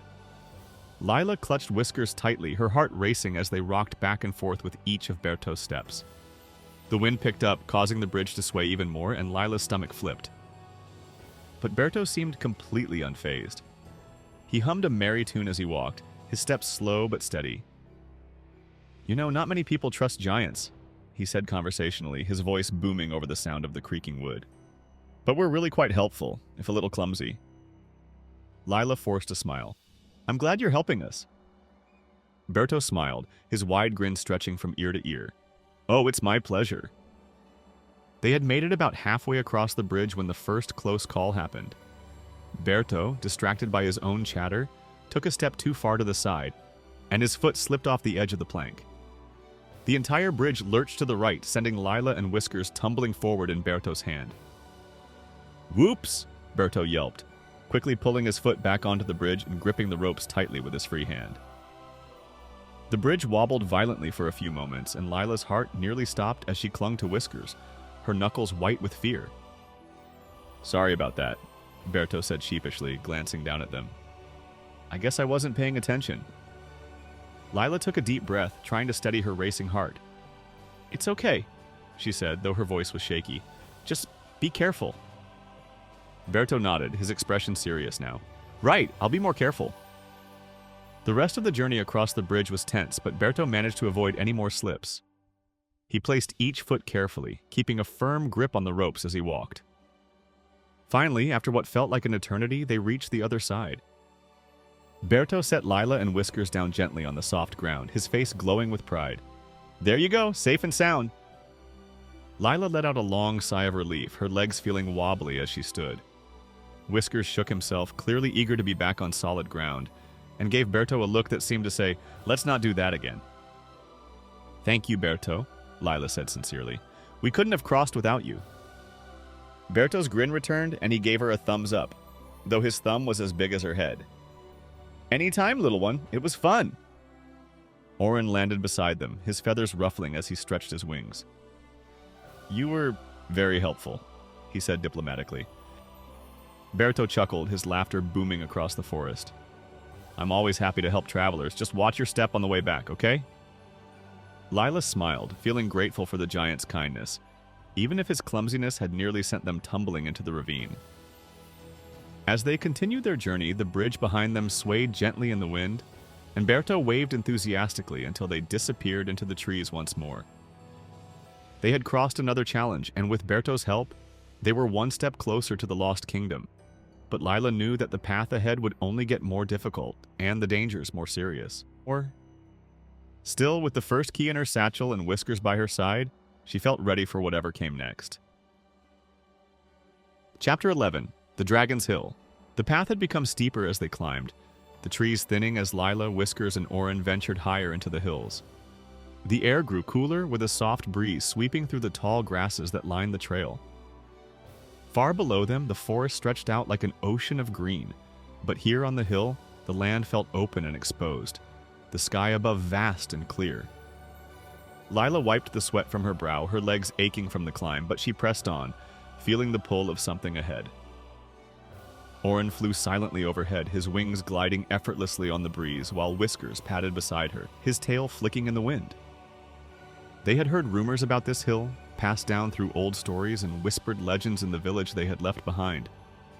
It was said that a dragon lived at the top, though no one had seen him in years. The dragon was old, ancient even, and feared by those who dared to venture too close. The stories painted him as a terrifying creature, guarding his territory with fire and fury. But as Lila climbed, she didn't feel fear. Instead, she felt a quiet curiosity, a sense that the dragon might not be the monster the stories claimed. The hill was peaceful, the air still and calm, as if the land itself was waiting for something, or someone. Finally, they reached the top. The summit of the hill was wide and flat, with a few scattered rocks and a large stone outcropping that jutted up from the ground like the remains of an ancient fortress. Beyond the stones, nestled against the far side of the hill, was a large cave. Its entrance was dark, yawning like the mouth of a sleeping beast. Lila hesitated, her eyes fixed on the cave's entrance. This was it. The dragon's lair. Whiskers sat down beside her, his green eyes narrowing as he watched the cave, his ears twitching at the faint sound of movement from within. Orin circled once above them before landing on a low branch that jutted out from one of the rocks. His golden eyes gleamed in the fading light. "Are we sure about this?" Lila asked, her voice barely above a whisper. Orin tilted his head, his feathers ruffling. "Dragons are unpredictable," he said, "but I sense no malice here." Lila took a deep breath, her heart pounding. She didn't know what to expect, but she had come this far, and she couldn't turn back now. With one final glance at Whiskers, who gave her an encouraging blink, she stepped forward and approached the cave. As she drew closer, the sound of heavy breathing reached her ears, a slow, rhythmic rise and fall like the breath of a great beast. The air inside the cave was cool, almost damp, and the light barely penetrated the darkness beyond the entrance. "Hello?" Lila called softly, her voice trembling slightly. For a moment, there was no response. The cave remained silent, save for the sound of that deep, steady breathing. Lila felt her heart race, her fingers tightening around the strap of her satchel. Then, slowly, a pair of glowing golden eyes appeared in the shadows. They blinked once, twice, and then a deep, rumbling voice filled the air, so low that it seemed to make the very ground tremble. "Who dares to disturb my rest?" Lila swallowed hard, but she forced herself to stand tall. "My name is Lila," she said, her voice steadier now. "I didn't mean to disturb you, I just wanted to talk." There was a long pause, and then the eyes blinked again. A massive figure began to shift in the darkness, and Lila stepped back instinctively as the dragon slowly emerged from the cave. He was enormous, his body covered in dark, shimmering scales that gleamed like polished stone. His wings, though folded against his back, were massive, their edges frayed with age. His tail curled around him, thick and powerful, while his long neck arched gracefully above his body. Despite his size, the dragon's movements were slow and careful, as if every step was measured and deliberate. But what struck Lila the most was the dragon's face. It wasn't fearsome or cruel as the stories had suggested. Instead, there was a deep sadness in his golden eyes, a weariness that seemed to weigh him down more than his own ancient body. "You are not afraid?" the dragon asked, his voice softer now, though it still rumbled like distant thunder. Lila shook her head, though her heart was still racing. "No, I didn't come here to harm you." The dragon let out a long, low sigh, his breath warm like the summer wind. "Most who come to my hill seek to destroy me," he said, his voice heavy with resignation. "They believe the old tales, that I am a monster, a beast to be slain." Lila frowned, stepping a little closer. "But you're not a monster." The dragon's golden eyes flicked toward her, studying her carefully. "No," he said quietly, "I am not. But I am old. So old. And I have lived alone for many years with nothing but the echoes of those stories to keep me company." Lila's heart ached for him. She had expected a fearsome creature, but instead, she had found someone who was simply lonely. The dragon, for all his size and power, was not the terror that the villagers had made him out to be. He was just alone. "Why do you stay here then?" Lila asked gently. "Why not leave?" The dragon's eyes darkened slightly, and he lowered his head, his long neck curling toward the ground. "This hill is all I have known," he said softly. "Once, long ago, I flew over mountains and seas. I was free. But as the years passed, the world changed, and I grew tired. Now I remain here in my cave, watching the world move on without me." Lila stepped even closer now, her fear gone. "You don't have to be alone," she said softly. "If you ever want to leave this hill, you could find a new place to call home." The dragon blinked slowly, his golden eyes fixed on her. "And where would I go, little one? I am not welcome in the world of men."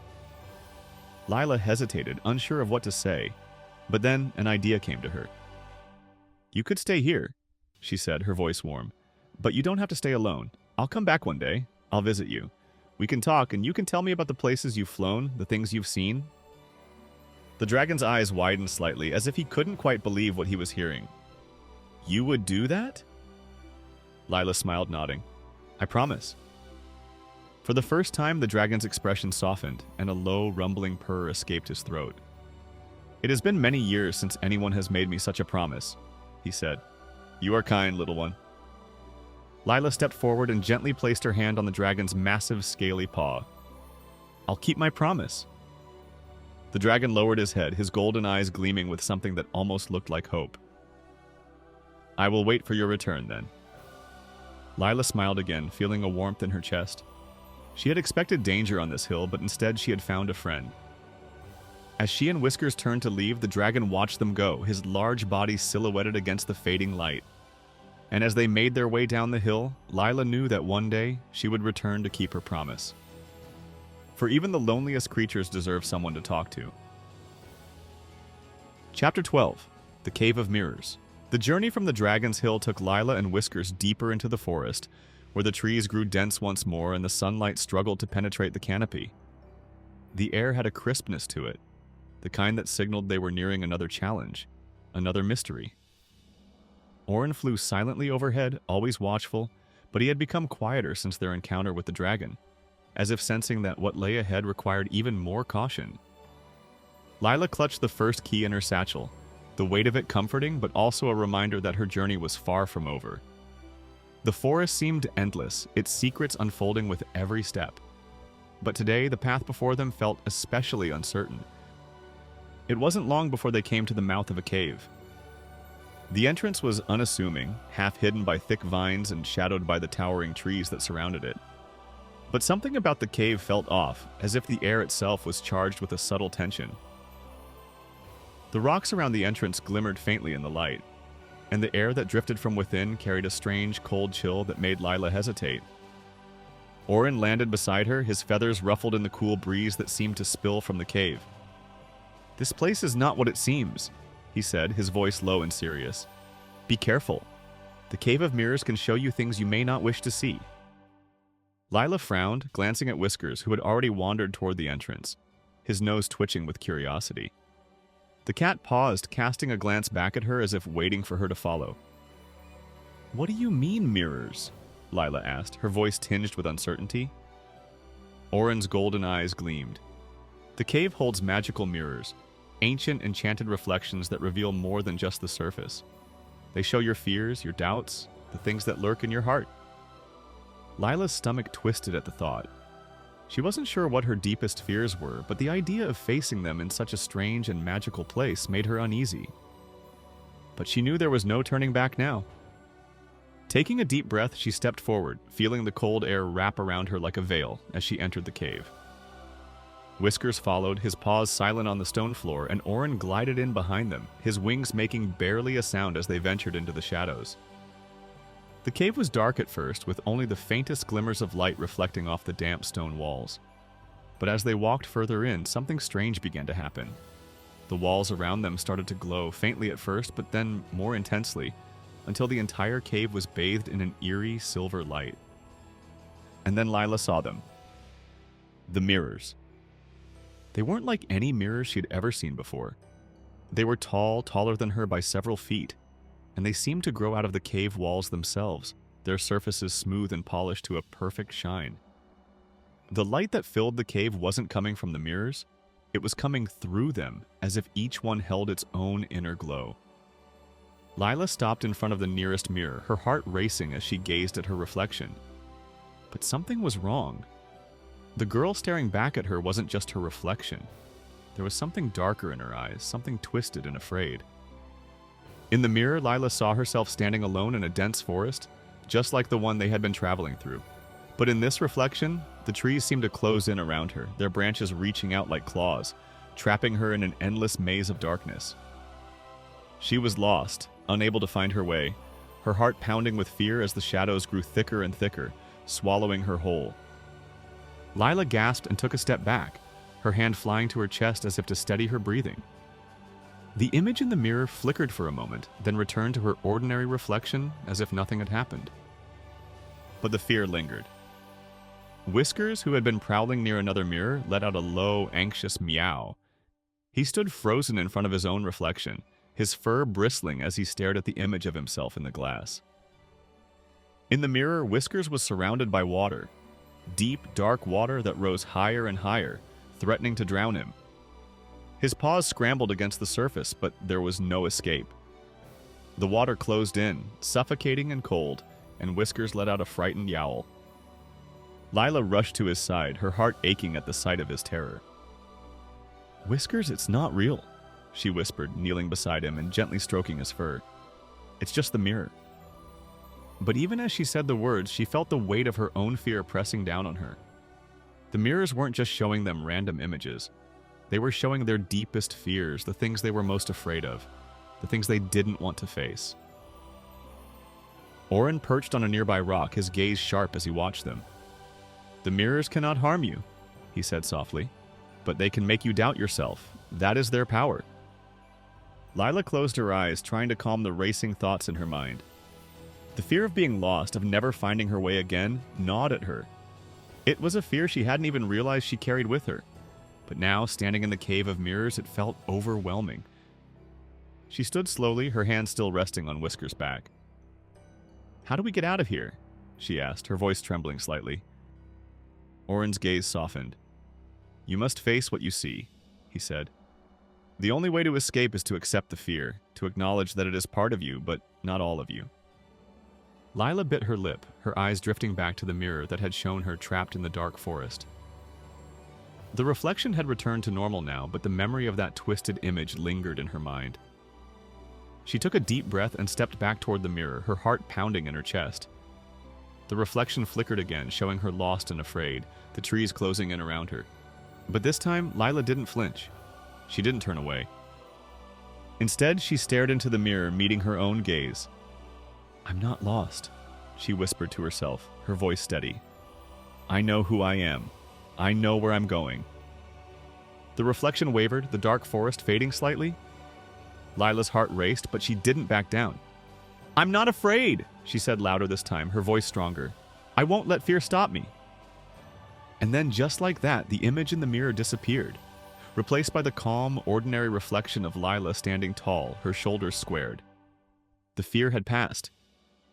Whiskers, still trembling slightly, rubbed against her leg, his green eyes wide with relief.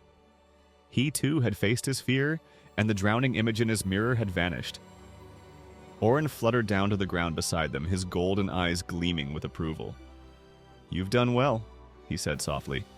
"Courage is not the absence of fear, but the strength to face it."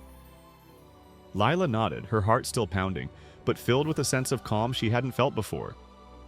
The mirrors had tried to show her the darkest parts of herself, but she had faced them, and won. With a final glance at the mirrors, Lila, Whiskers, and Oren made their way out of the cave, the light growing brighter as they stepped back into the open air.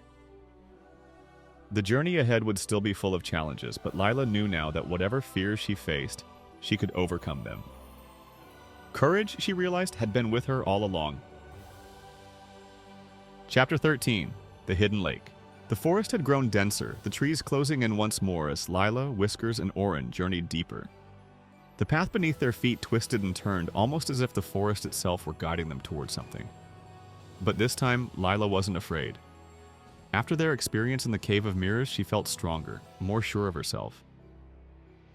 She knew now that fear was a part of the journey, but it didn't have to define her. Whiskers trotted along beside her, his whiskers twitching with curiosity as they moved through the undergrowth. Oren flew overhead, his golden eyes scanning the forest with a calm vigilance. The air was cool and still, the only sound the soft rustling of leaves underfoot. For a long while they traveled in silence until the trees began to thin, and the ground beneath them grew softer, almost marsh-like. The smell of water lingered in the air, cool and fresh, and soon the glimmer of something caught Lila's eye through the trees. A lake? It appeared suddenly as if the forest had been keeping it hidden until just the right moment. The water was perfectly still, a mirror-like surface that reflected the sky above and the trees that lined its edge. The lake was small, almost like a large pond, but there was something about it that made it feel vast, as if it stretched deeper than the eye could see. The water shimmered with an ethereal light, almost as if it were glowing from within. This must be the hidden lake, Lila whispered, her eyes wide with awe as they reached the water's edge. The air around the lake was cooler, and there was a strange calmness that seemed to settle over them, as if the lake itself were watching, waiting. Whiskers padded cautiously to the water's edge, his nose twitching as he sniffed at the surface.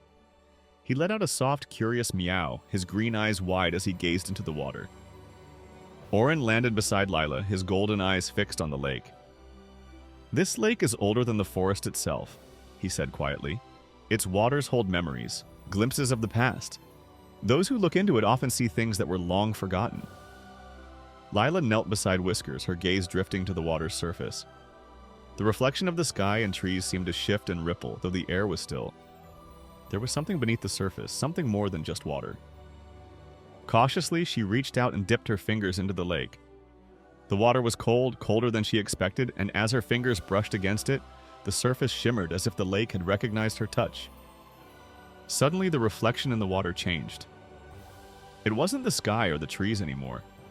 Instead, the lake showed something else, a scene from the past, playing out like a dream on the surface of the water. Lila's breath caught in her throat as she watched.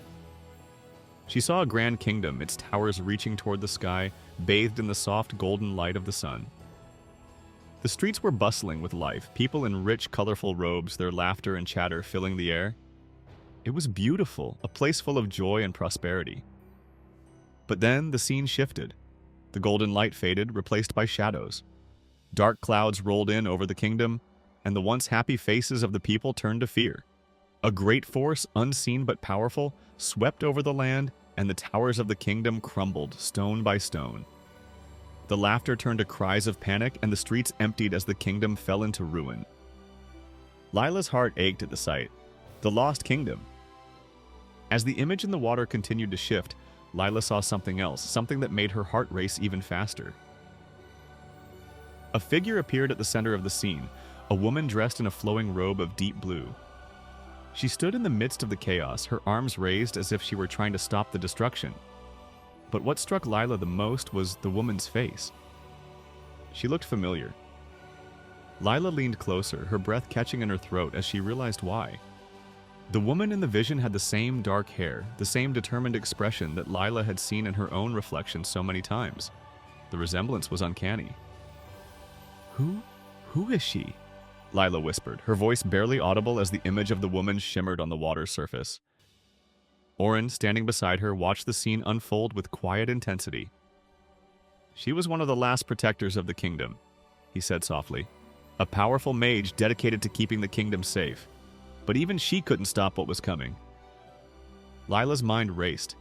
The connection she felt to the kingdom, the way the map had found her, the pull she felt toward this journey, was suddenly clear.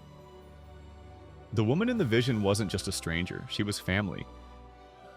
This was my ancestor," Lila said, her voice trembling with the weight of the revelation. "She was part of the lost kingdom." Orin nodded slowly. "The bloodline of the kingdom's protectors is strong, passed down through the generations. It is no coincidence that the map found you, Lila. You are tied to this kingdom just as your ancestor was." Lila stared at the water, her thoughts spinning. The image of the woman, her ancestor, continued to play out on the lake's surface, showing her battle to protect the kingdom, her efforts to stop the destruction. But in the end, the kingdom still fell and the woman vanished into the shadows. The water stilled and the vision faded, leaving only Lila's reflection staring back at her. "I didn't know," Lila whispered, her voice barely audible. "I didn't know I was connected to the kingdom." Whiskers rubbed against her leg, his soft purring a comfort in the stillness. He too seemed to sense the gravity of the moment. Orin fluttered closer, his golden eyes watching her carefully. "The kingdom's fate is intertwined with your own," he said quietly, "but it is not lost. You have the power to unlock its secrets, to rebuild what was broken." Lila stood slowly, her mind still racing with the images she had seen. The kingdom, her ancestor, the magic that had once protected the land, it all felt so much closer now, so much more real. The weight of her journey had grown heavier, but so had her resolve. "I have to finish what she started," Lila said, her voice steady now. "I have to find the rest of the keys and unlock the kingdom's secrets." Orin nodded, his wings fluttering softly in the cool breeze. You are the last hope for the kingdom's restoration, Lila. As they turned to leave the hidden lake, Lila felt a new sense of purpose settle over her. The past had revealed its secrets, and now she knew her place in the kingdom's story. She wasn't just a traveler on a quest. She was part of the kingdom itself, bound to its fate by the blood that ran through her veins. The path ahead was uncertain, but Lila no longer feared it. She had seen the kingdom's fall, but she had also seen its potential for rebirth, and she would be the one to bring it back. With Whiskers by her side and the first key in her satchel, Lila stepped forward, ready for whatever challenges lay ahead. The Lost Kingdom was no longer just a distant mystery. It was her legacy. Chapter 14, The Second Key. The discovery of her connection to the Lost Kingdom left Lila feeling both excited and unsettled. She couldn't shake the image of her ancestors standing firm against the destruction that had torn the kingdom apart. The weight of the past felt heavy, but it also filled her with a deep sense of purpose. She wasn't just searching for the keys anymore. She was part of something bigger, something that spanned generations.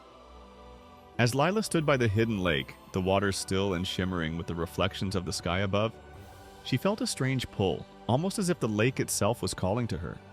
The memory of the visions she had seen, the kingdom in its glory and ruin, still lingered in her mind, but now something else tugged at her senses. Whiskers padded around the lake's edge, his eyes alert but calm, while Orin perched on a nearby branch, his golden eyes ever watchful. Lila stepped closer to the water, her gaze drawn to the surface where the visions had played out just moments ago. The water was so clear, so still, it seemed almost unnatural. She knelt down, her fingertips brushing against the surface. The cool water sent a shiver through her, but the feeling was oddly familiar, as if the lake recognized her presence. As she stared into the depths, something caught her eye. Just beneath the surface, something gleamed faintly, a soft, pulsing light that seemed to beckon her closer. Lila's heart skipped a beat.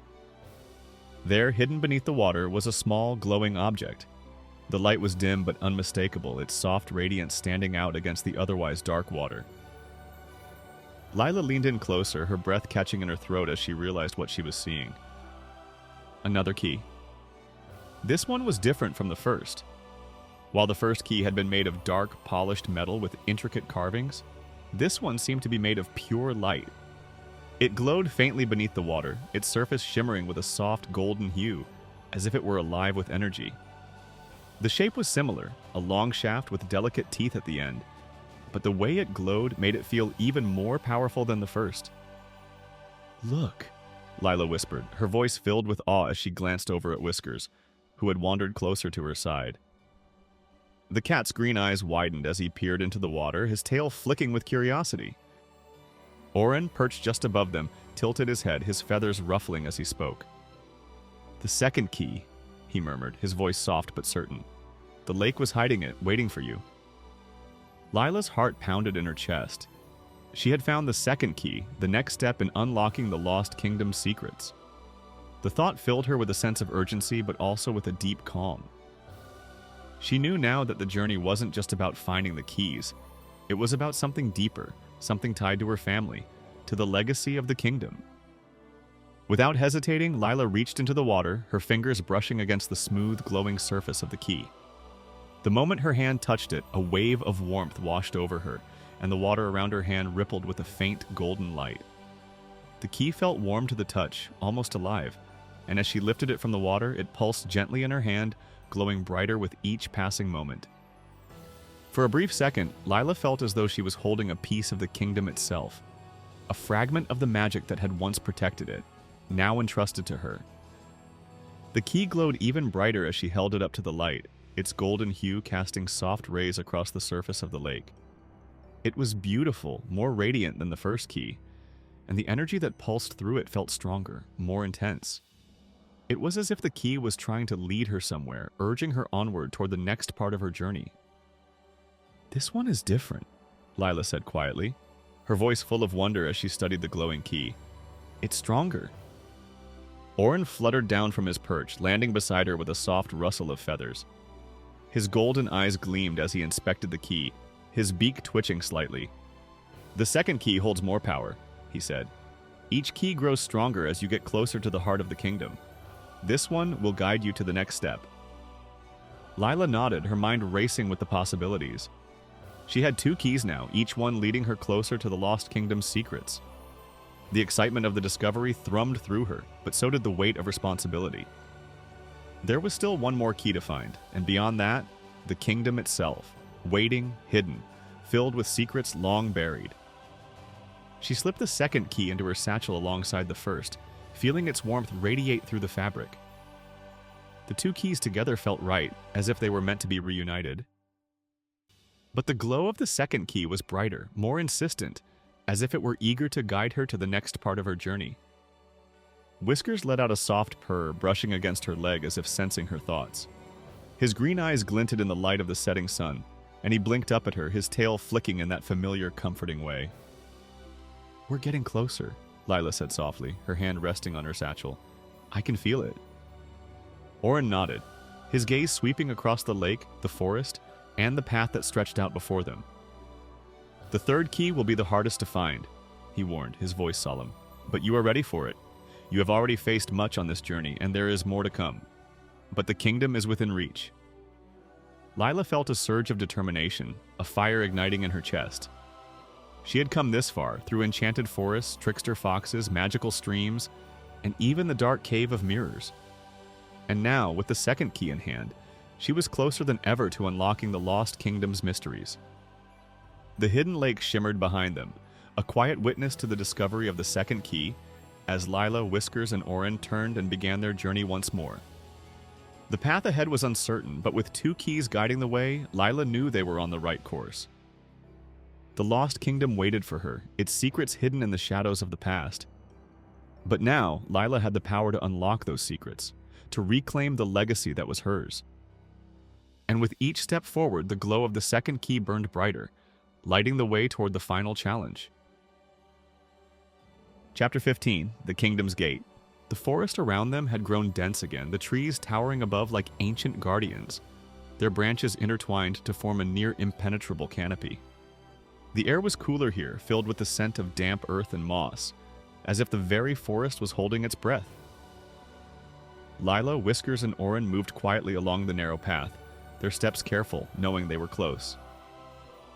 The glow from the 2 keys in Lila's satchel pulsed steadily, guiding them toward their destination, the Lost Kingdom. Lila's heart pounded in her chest. She could feel it, the closeness of the kingdom, just beyond the veil of trees and shadows. The second key, which had glowed so brightly when she found it in the hidden lake, now pulsed with a warm, steady light, as if reassuring her that they were on the right path. But despite the anticipation, a quiet tension gnawed at her. There was still one more key left to find. After what felt like hours of walking, the trees began to thin, and the path opened up into a wide clearing. Lila stopped at the edge, her breath catching in her throat as her eyes widened at what lay before her. The gate. It stood at the far end of the clearing, enormous and imposing, built of stone so ancient that the vines and moss that covered it seemed like they had been there for centuries.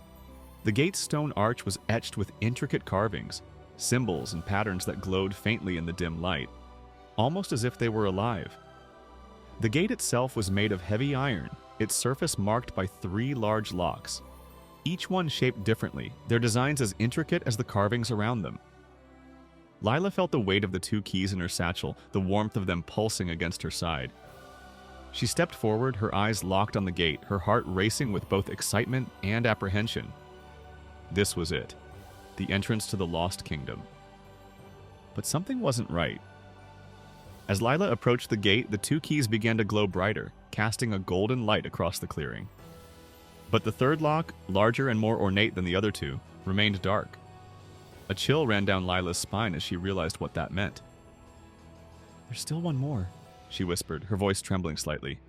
"The third key. We're missing the last key." Whiskers, who had been silently padding beside her, let out a soft meow, his green eyes fixed on the gate as if he too sensed the importance of the moment. Orin flew down from a nearby tree, his wings barely making a sound as he landed on a low branch beside her.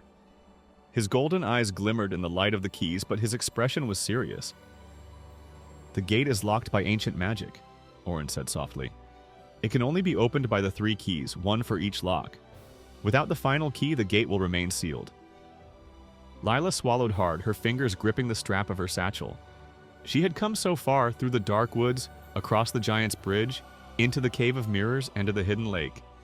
And now, standing at the gate of the Lost Kingdom, she found herself just one step short. Her gaze drifted to the locks, each one glowing faintly with magic. The first two locks, she knew, could be opened by the keys she already carried. But the third one, the one that remained dark, was the key to everything. Without it, the kingdom would remain hidden, its secrets locked away forever. "We need to find the final key," Lila said, her voice steadier now as she turned to Orin and Whiskers. "It's the only way we can open the gate." Orin nodded, his feathers ruffling in the breeze. "The third key is the most difficult to find," he warned. "It is hidden deep within the forest, in a place where few have ventured. But with the two keys you already have, you are closer than ever to unlocking the kingdom's secrets." Lila's mind raced. The path ahead seemed more daunting than ever, but there was no turning back now. The glow of the keys pulsed gently against her, as if urging her onward, reminding her of how far she had come. She stepped closer to the gate, her eyes tracing the intricate carvings that covered the stone arch. The symbols seemed familiar now, as if they were calling to something deep within her. She reached out, her fingers brushing against the cool stone. The moment she touched it, the two keys in her satchel flared with light, and the first two locks glowed brightly in response. Lila pulled the first key from her satchel, its dark, polished metal gleaming in the light of the gate. She hesitated for only a moment before stepping forward and carefully inserting the key into the first lock. The key slid in easily, and with a soft click, the lock shifted, glowing brighter as the ancient magic within it responded to the key's power. The second key, the one she had found at the hidden lake, pulsed warmly in her hand. Its golden light seemed to dance across her skin as she approached the second lock. This key, made of light and energy, felt different from the first, as if it were alive with magic. Lila inserted it into the second lock, and with a soft hum, the lock clicked open, its glow matching the warmth of the key. But the third lock remained dark. Lila stepped back, her heart racing. The first two locks were open now, their magic humming faintly in the air, but the third, the most important one, remained untouched. "We're so close," Lila whispered, her eyes fixed on the dark lock. "But we can't open it without the final key." Orin landed beside her, his gaze thoughtful. "The third key is hidden in a place where only the brave and the true can find it. It will not reveal itself easily, but the path to it is clear, if you are willing to take the final step." Lila felt the weight of his words settle over her like a mantle. The path ahead was uncertain, but she knew what she had to do. She had come too far to give up now. The final key was out there, waiting for her, and she would find it. With a deep breath, Lila turned to Whiskers, who blinked up at her with a steady, unwavering gaze. His presence was comforting, a reminder that she wasn't alone on this journey. "We'll find the third key," Lila said firmly, her resolve hardening. "And when we do, we'll unlock the gate and enter the Lost Kingdom." Orin nodded, his golden eyes gleaming with quiet approval. "The kingdom is within your reach, Lila. Trust in yourself and in the strength that has carried you this far." Lila turned her gaze back to the gate, the intricate carvings glinting in the soft light of the open locks. The Lost Kingdom lay just beyond, its secrets hidden, its magic waiting. But not for much longer. With the two keys in hand and the promise of the final key ahead, Lila stepped away from the gate, her heart filled with determination. The next part of her journey awaited. Chapter 16. The Journey Backwards. The gate of the Lost Kingdom stood silent behind Lila, its two locks glowing faintly with the magic of the keys she had already found. But the third lock, dark and cold, remained untouched, the final barrier between her and the kingdom's secrets. As the realization set in that she would have to retrace her steps to find the third key, a mix of frustration and determination surged through her. She wasn't used to going backwards. But Lila knew that the journey she had taken so far was not just about moving forward. It was about learning, understanding, and sometimes going back to face what had been left unfinished. The third key was still out there, hidden somewhere along the path she had already traveled. And she had a feeling that the people she had met along the way, those who had guided her, helped her, might hold the answers she needed. Whiskers, sensing her resolve, padded up beside her and let out a soft meow. His green eyes gleamed in the fading light, and his tail flicked with what Lila could only interpret as encouragement. Oren, perched silently on a nearby branch, watched her closely, his golden eyes filled with quiet understanding. "You're right," Lila said, glancing at Whiskers. "We need to go back. Maybe the key has been in front of us the whole time." Oren fluttered down to land beside her, his wings brushing softly against the ground.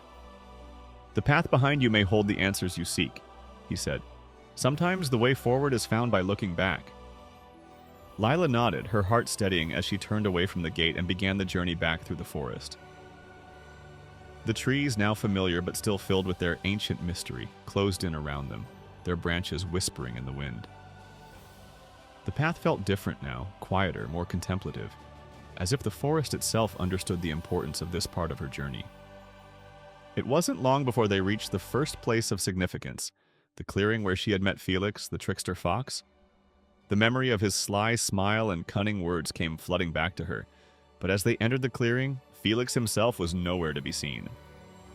Lila's eyes scanned the space, half expecting to see his bright red fur darting through the shadows, but the clearing remained empty. Then, just as she was about to leave, a soft rustling sound caught her attention. From behind a bush, Felix appeared, his eyes twinkling with that same mischievous light. "Well, well, if it isn't my little traveler friend," Felix said, grinning. "Backtracking, are we?" Lila crossed her arms, raising an eyebrow at him. "I'm looking for something." The most important one remained untouched. "We're so close," Lila whispered, her eyes fixed on the dark lock. "But we can't open it without the final key." Oren landed beside her, his gaze thoughtful. "The third key is hidden in a place where only the brave and the true can find it. It will not reveal itself easily, but the path to it is clear, if you are willing to take the final step." Lila felt the weight of his words settle over her like a mantle. The path ahead was uncertain, but she knew what she had to do. She had come too far to give up now. The final key was out there, waiting for her, and she would find it. With a deep breath, Lila turned to Whiskers, who blinked up at her with a steady, unwavering gaze. His presence was comforting, a reminder that she wasn't alone on this journey. "We'll find the third key," Lila said firmly, her resolve hardening. "And when we do, we'll unlock the gate and enter the Lost Kingdom." Oren nodded, his golden eyes gleaming with quiet approval. "The kingdom is within your reach, Lila. Trust in yourself and in the strength that has carried you this far." Lila turned her gaze back to the gate, the intricate carvings glinting in the soft light of the open locks. The Lost Kingdom lay just beyond, its secrets hidden, its magic waiting. But not for much longer.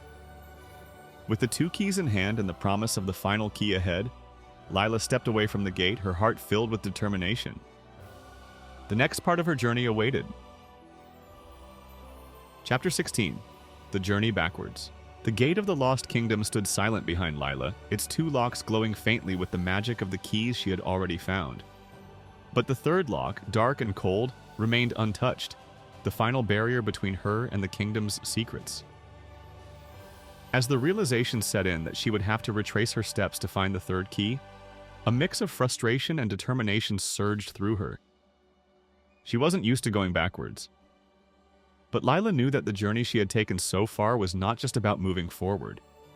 It was about learning, understanding, and sometimes going back to face what had been left unfinished. The third key was still out there, hidden somewhere along the path she had already traveled.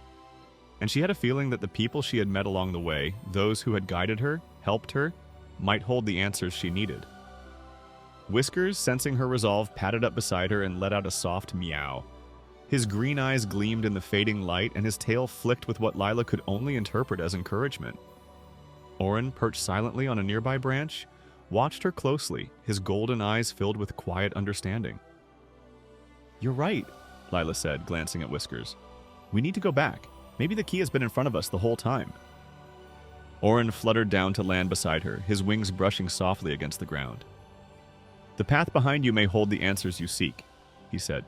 "Sometimes the way forward is found by looking back." Lila nodded, her heart steadying as she turned away from the gate and began the journey back through the forest. The trees, now familiar but still filled with their ancient mystery, closed in around them, their branches whispering in the wind. The path felt different now, quieter, more contemplative, as if the forest itself understood the importance of this part of her journey. It wasn't long before they reached the first place of significance, the clearing where she had met Felix, the trickster fox. The memory of his sly smile and cunning words came flooding back to her, but as they entered the clearing, Felix himself was nowhere to be seen. Lila's eyes scanned the space, half expecting to see his bright red fur darting through the shadows, but the clearing remained empty. Then, just as she was about to leave, a soft rustling sound caught her attention. From behind a bush, Felix appeared, his eyes twinkling with that same mischievous light. "Well, well, if it isn't my little traveler friend," Felix said, grinning. "Backtracking, are we?" Lila crossed her arms, raising an eyebrow at him. "I'm looking for something, a key. Have you seen anything strange around here?" Felix's grin widened, and he circled her slowly, his tail swishing behind him. "A key, you say? I might have seen something, but what's in it for me?" Lila sighed, her patience thin. "You owe me for not falling for your trick last time," she said firmly. "And besides, helping me might be in your best interest. You never know when I might find something that could benefit you." Felix paused, his ears twitching, and for a moment his grin faltered. Then, with a shrug, he stepped aside and pointed his nose toward the forest edge. "There's a stream not far from here," he said, his voice softer now, less playful. "I've seen things wash up there, things that don't belong. You might find what you're looking for." Lila smiled, her gratitude genuine despite his trickery. "Thank you, Felix." Felix gave her a quick nod before disappearing back into the underbrush, his bright fur blending seamlessly with the shadows. Lila turned to Whiskers, who seemed pleased with how things had gone, and Oren, who gave her a small nod of approval. They followed Felix's directions, the path winding gently toward the stream that Lila remembered from earlier in her journey.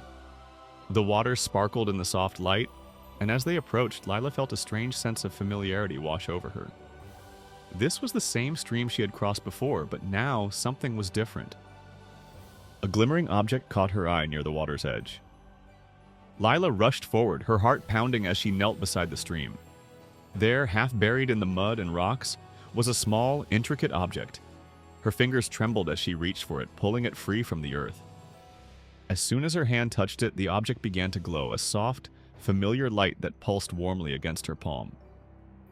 The third key. Lila's breath caught in her throat as she held it up, the glow of the key illuminating her face. This key was different from the others. Its shape was more intricate, its surface etched with symbols that seemed to shift and dance in the light. It was smaller, but its power was undeniable.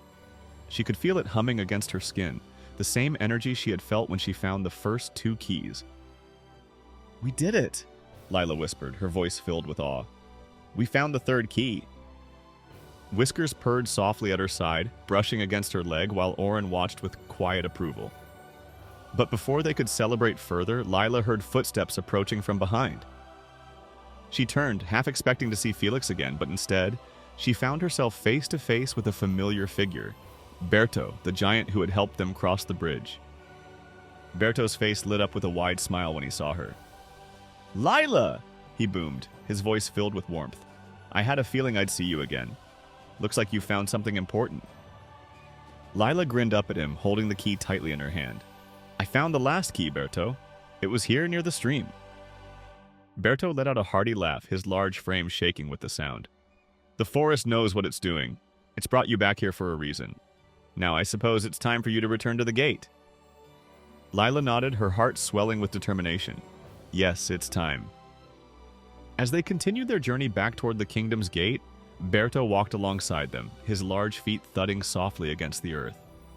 The forest felt more alive now, more connected, as if every step Lila took brought her closer, not just to the kingdom, but to her own sense of belonging. As they approached the gate once more, Lila felt the keys in her satchel begin to pulse, their warmth radiating through her. The final lock was waiting, and with the third key in hand, she knew she was ready. Together with Whiskers by her side and Oren watching over her, Lila stepped up to the gate. The journey forward was just beginning. Chapter 17, The Final Key. As Lila stood before the towering gate of the Lost Kingdom, the third key in hand, she felt a wave of triumph. The keys glowed in her satchel, their combined warmth and light pulsing steadily as if urging her to move forward. But something held her back. The gate, with its 3 locks, still felt incomplete, and though the keys in her possession hummed with magic, the final lock remained closed. Oren perched silently on.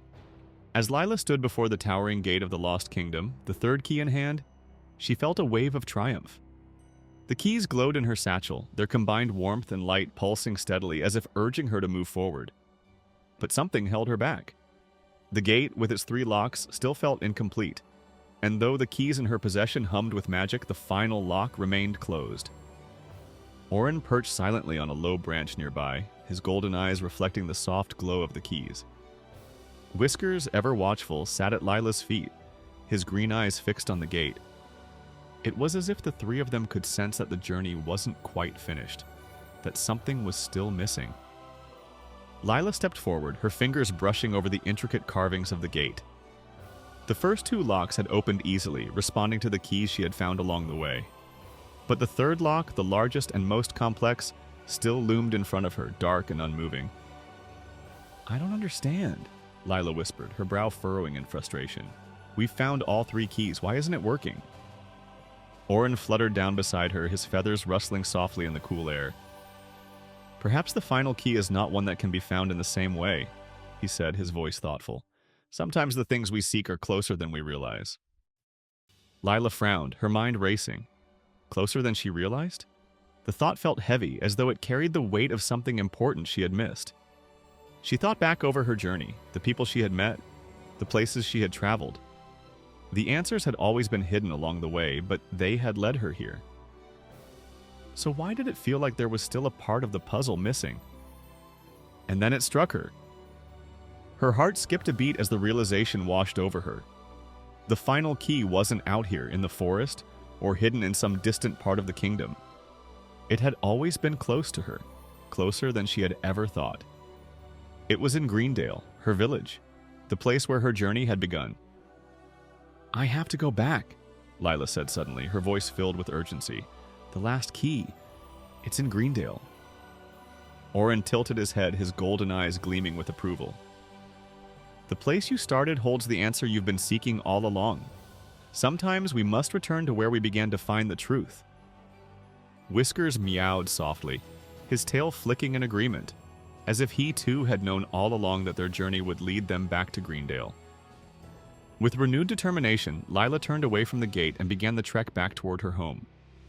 The path that had once felt so long now seemed shorter, the familiar trees and winding trails passing by quickly as she retraced her steps. The air was lighter now, as if the forest itself was guiding her, urging her to return to where it all began. As they reached the edge of the forest and stepped out into the open fields surrounding Greendale, Lila felt a strange sense of calm settle over her. The village lay before her just as it had when she first left on her journey, small, quiet, nestled among the hills like a hidden gem. The sun hung low in the sky, casting a warm golden light over the rooftops and winding dirt roads. It felt different now, familiar, yes, but also filled with a deeper significance, as though the village had always held a secret that Lila was only just beginning to understand. She made her way through the village, her eyes scanning the homes and gardens, the marketplace where people were starting to close their stalls for the evening. Everything was the same as it had always been, but Lila knew that the key she sought wasn't something hidden in plain sight. It was something deeper, something connected to her past. Her feet carried her instinctively toward the heart of the village, to the small garden behind her family's house. It was a place where she had spent countless hours as a child, playing among the flowers and listening to stories from her grandmother. The garden had always been a sanctuary for her, a place of comfort and peace. As she stepped into the garden, Lila felt a soft breeze brush against her skin, carrying with it the faint scent of wildflowers and freshly turned earth. The garden was as beautiful as she remembered, the flowers in full bloom, their vibrant colors glowing in the evening light. But her eyes were drawn to a single stone at the center of the garden, half buried in the earth, its surface worn smooth from years of weather. It was the same stone she had sat on so many times as a child, but now something about it felt different. As she knelt beside it, her fingers tracing the familiar surface, she noticed a small indentation at the base, an intricate carving, barely visible, hidden beneath the layers of dirt and moss. Lila's breath caught in her throat. She recognized the symbol. It was the same one she had seen on the keys. With shaking hands, she cleared away the dirt, revealing the full carving. The symbol pulsed faintly with light, and as Lila stared at it, she realized that the stone itself was the final key, the piece that had been missing all along. It had been here, in her garden, in Greendale, the entire time. She stood, her heart racing, the weight of the realization sinking in. The keys she had collected on her journey had led her back here, not to find something new, but to rediscover something that had always been a part of her. Oren landed softly beside her, his eyes bright with understanding. "The key was never far," he said quietly. "The journey was not just to find the kingdom, but to find yourself.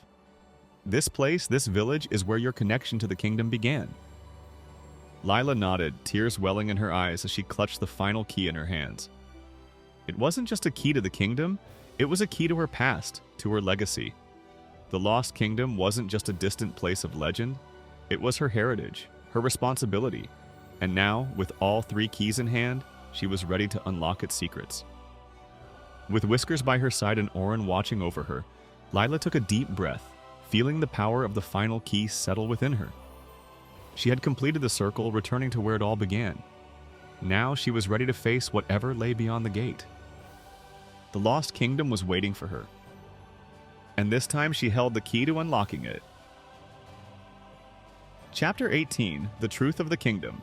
The air felt heavier as Lila stood before the towering gate of the Lost Kingdom, the 3 keys resting in her hands. The journey had brought her full circle from her small village of Greendale to the deep, hidden parts of the forest and now back to this ancient gate. But this time, she wasn't just a traveler seeking answers. She was carrying the weight of her ancestors' legacy.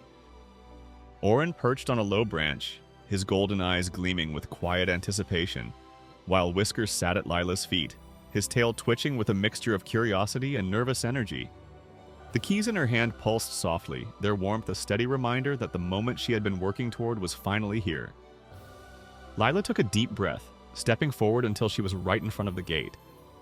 The stone was cool beneath her fingertips, the carvings on its surface ancient but familiar.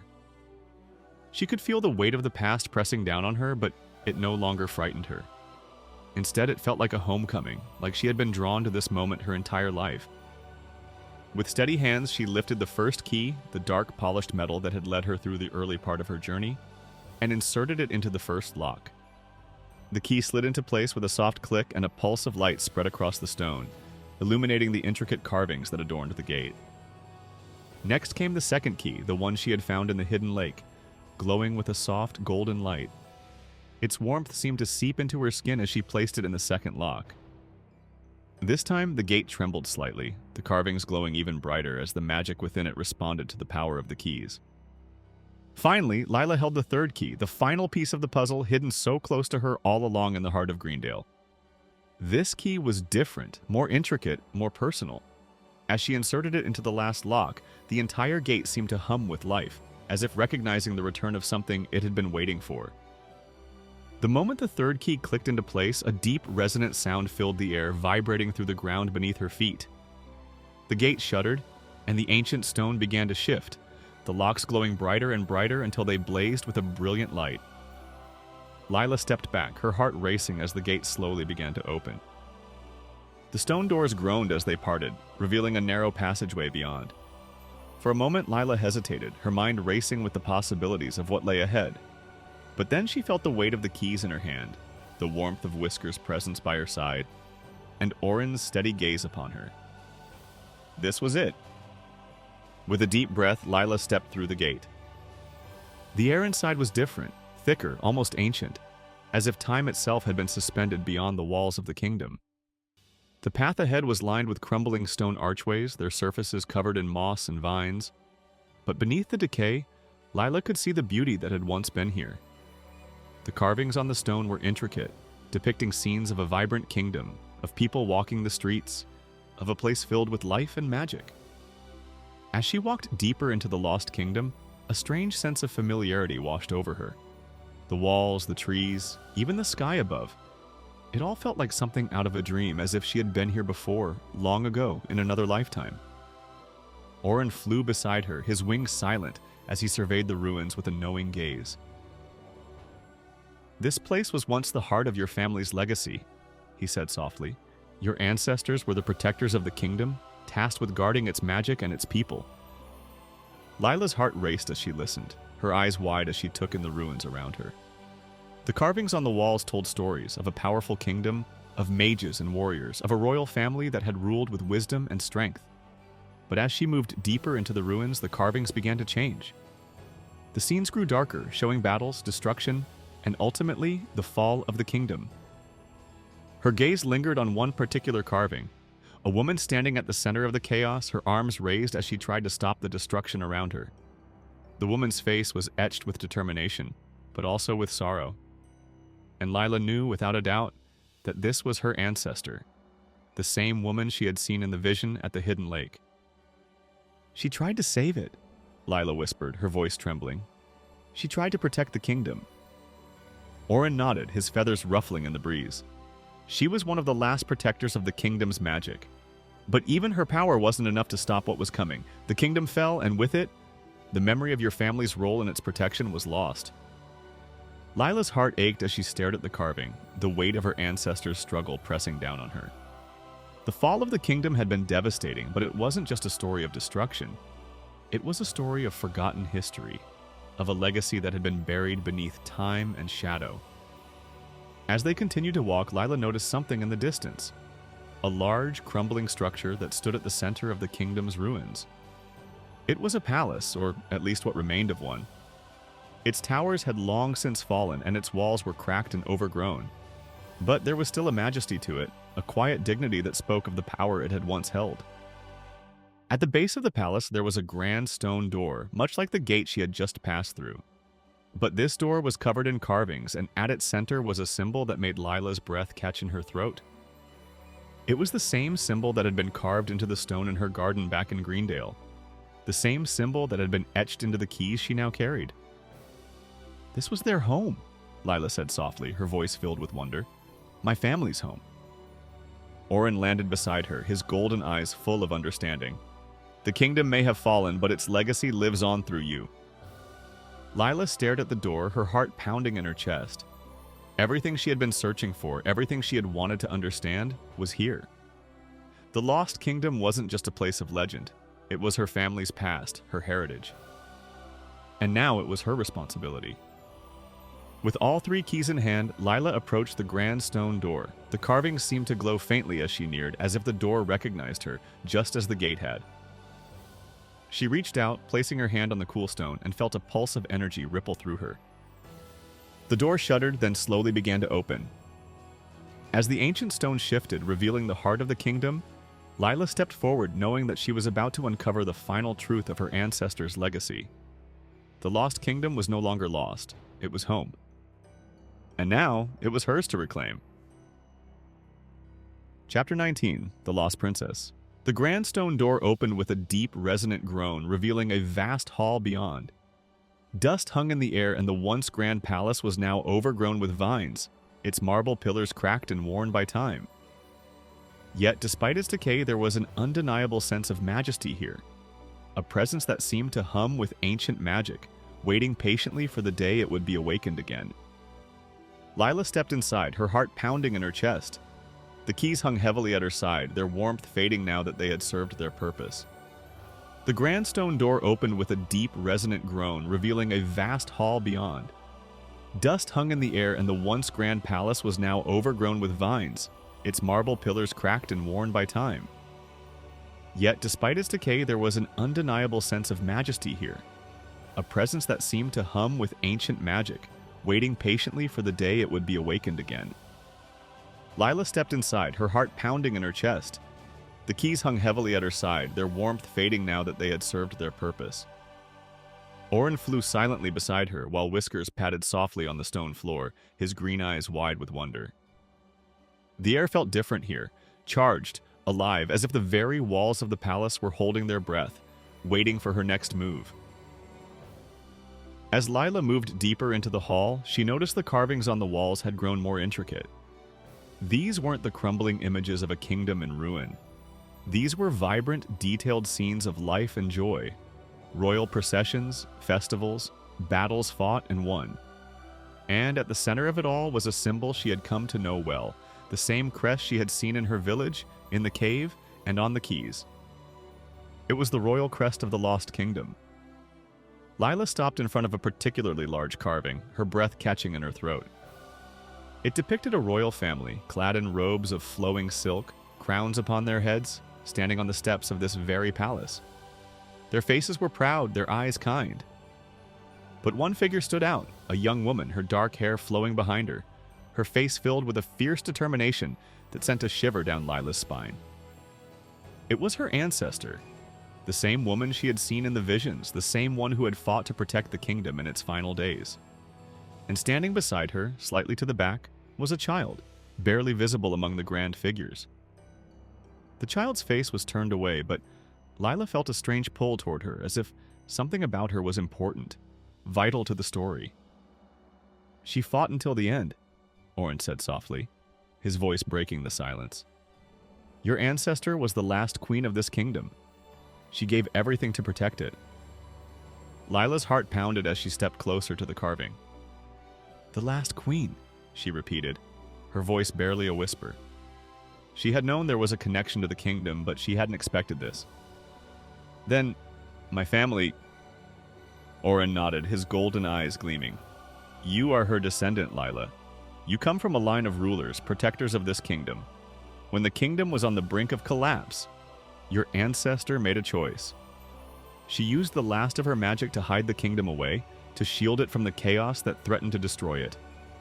The magic was powerful, so powerful that it made the kingdom disappear from the memory of the outside world." Lila took a step back, her mind spinning with the weight of the revelation. The kingdom wasn't just some lost place from the past. It was her family's home. Her family had ruled here, lived here, and when the kingdom fell, they had disappeared with it. "But why?" Lila asked, her voice trembling. "Why was the kingdom hidden?" "To protect it," Oren said simply. "Your ancestor knew that if the kingdom fell into the wrong hands, its magic, your family's magic, would be used for darkness. She cast a spell to hide the kingdom until a true heir, someone with the heart and strength to restore it, could return and bring it back to life."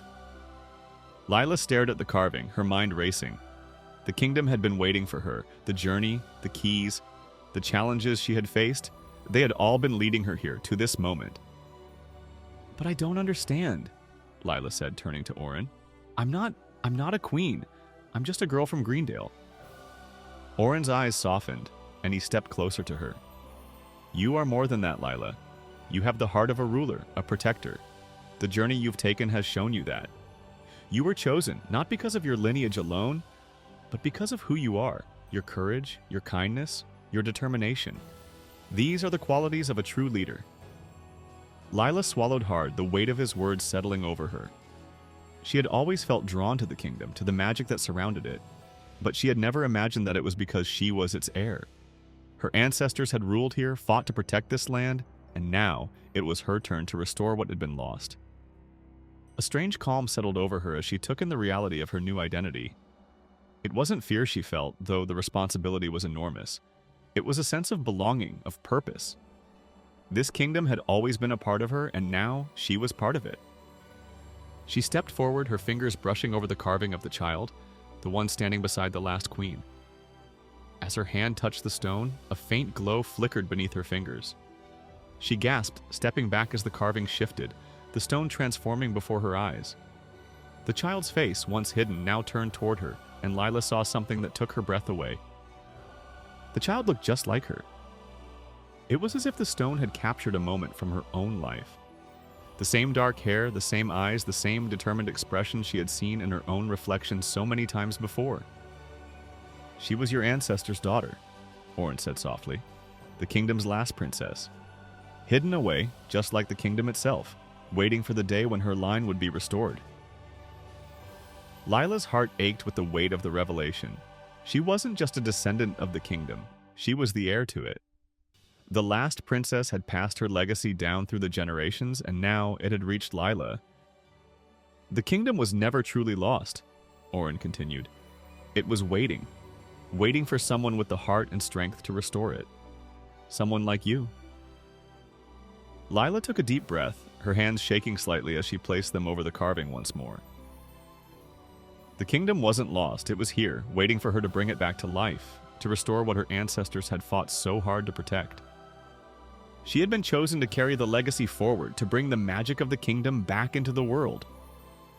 And now, standing in the ruins of the palace, Lila knew what she had to do. With the keys in her possession and the truth of her lineage revealed, she was ready to unlock the kingdom's full power. The lost princess had returned, and the kingdom would rise again. Chapter 20, The New Beginning. The kingdom was no longer lost. As Lila stood at the top of the palace steps, overlooking the vast expanse of the restored kingdom, a profound sense of peace settled over her. The magic of the land, once hidden and dormant, had awakened, flowing through the air, the trees, and the stone beneath her feet. The walls of the palace, once crumbling and overgrown, now gleamed with life, their carved patterns glowing softly in the warm light of the sun. The kingdom had been reborn. Lila took a deep breath, letting the cool breeze wash over her as she gazed at the bustling streets below. The kingdom, her ancestors' kingdom, had not only been restored in its physical form, but in spirit. People from Greendale, her small village, had begun to make their... Lila took a deep breath, letting the cool breeze wash over her as she gazed at the bustling streets below. The kingdom, her ancestors' kingdom, had not only been restored in its physical form, but in spirit. People from Greendale, her small village, had begun to make their way into the kingdom, curious and full of awe at what had once been lost to legend. And as they stepped into the city's borders, the magic of the land welcomed them like old friends. Whiskers sat beside her, his green eyes half closed in the sunlight, as his tail flicked lazily back and forth. Orin perched on the stone railing of the palace, his golden feathers gleaming, his wise eyes watching the village below. It was peaceful now, a sharp contrast to the challenges they had faced along the way. Lila had unlocked the kingdom's gates, restored its magic, and uncovered the truth of her lineage. But more than that, she had learned who she truly was. Not just a descendant of a royal line, but someone who had earned her place through kindness, courage, and wisdom. The journey had changed her, and she was grateful for it. But now it was time to return home. As much as she had grown to love the kingdom and its mysteries, Greendale was where her heart lay. It was where her family lived, where her friends worked the fields and tended their shops, and where the simple rhythms of life hummed in harmony with the world around them. She had been born there, and it was there that she wanted to share the lessons she had learned. Lila turned to Orin, who had been watching her silently. "I'm ready to go home," she said softly, her voice filled with warmth. "The kingdom is restored, but I belong in Greendale." Orin nodded, his golden eyes gleaming with approval. "The kingdom will always be here, waiting for you, Lila," he said. "You have fulfilled your ancestors' legacy, and their magic now flows through you. You will always have a place here." Whiskers let out a soft purr, rubbing against her leg as if to say he agreed. Lila smiled down at him, feeling a surge of affection for her loyal companion. He had been with her through every step of the journey, and now, as they prepared to return home, she felt a deep sense of gratitude for his presence. With one last look at the kingdom, Lila turned and made her way down the palace steps, Orin flying beside her and Whiskers trotting happily at her side. The streets of the kingdom were alive with activity as people from Greendale mingled with the restored magic of the land, their eyes wide with wonder as they explored the vibrant city. As Lila passed through the gates, she felt a strange mixture of joy and nostalgia. The kingdom had been restored, but it no longer felt like a place she needed to stay. It was part of her now, a part she could visit whenever she wished. But her heart belonged to her village and the simple life she had known. The journey back to Greendale was quiet and peaceful, the forest welcoming them with open arms as they retraced their steps along the familiar path. The trees swayed gently in the breeze, their leaves rustling like soft whispers, as if the forest itself was celebrating the return of its magic. Lila's heart felt lighter with each step, and by the time they reached the village, she knew that this was exactly where she was meant to be. Greendale greeted her with open arms. The villagers who had been full of questions when she first left were now eager to hear her stories. Word had already spread about the kingdom's restoration, and people gathered in the village square, their faces lit with excitement and curiosity. Lila stood in front of them, her heart full as she shared her journey. She told them about the keys, the enchanted places she had visited, and the friends she had made along the way.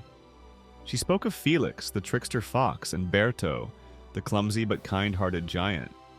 She spoke of the Cave of Mirrors, the hidden lake, and the final key that had been hidden so close to her all along.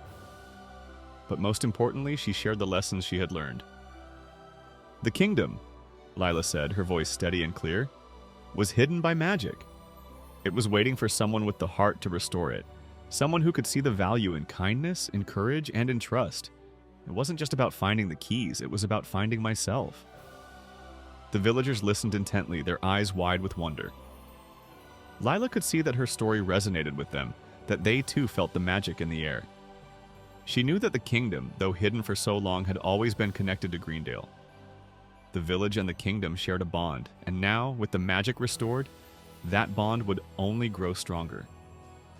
When she finished speaking, the villagers erupted into applause, their faces beaming with pride and joy. Lila felt a warmth spread through her chest as she looked out at them. These were her people, her family. The kingdom may have been her ancestors' home, but Greendale was hers. As the sun set over the village, casting a golden glow over the fields and rooftops, Lila knew that her journey was far from over. She could visit the kingdom whenever she wished, and her friends, Orin, Whiskers, and all the others, would always be there. But for now, she was content to be home, surrounded by the people she loved. The kingdom had been restored, and so had the harmony between Greendale and its magical past. And as Lila stood beneath the evening sky, the stars beginning to twinkle above, she felt a deep sense of peace. This was a new beginning.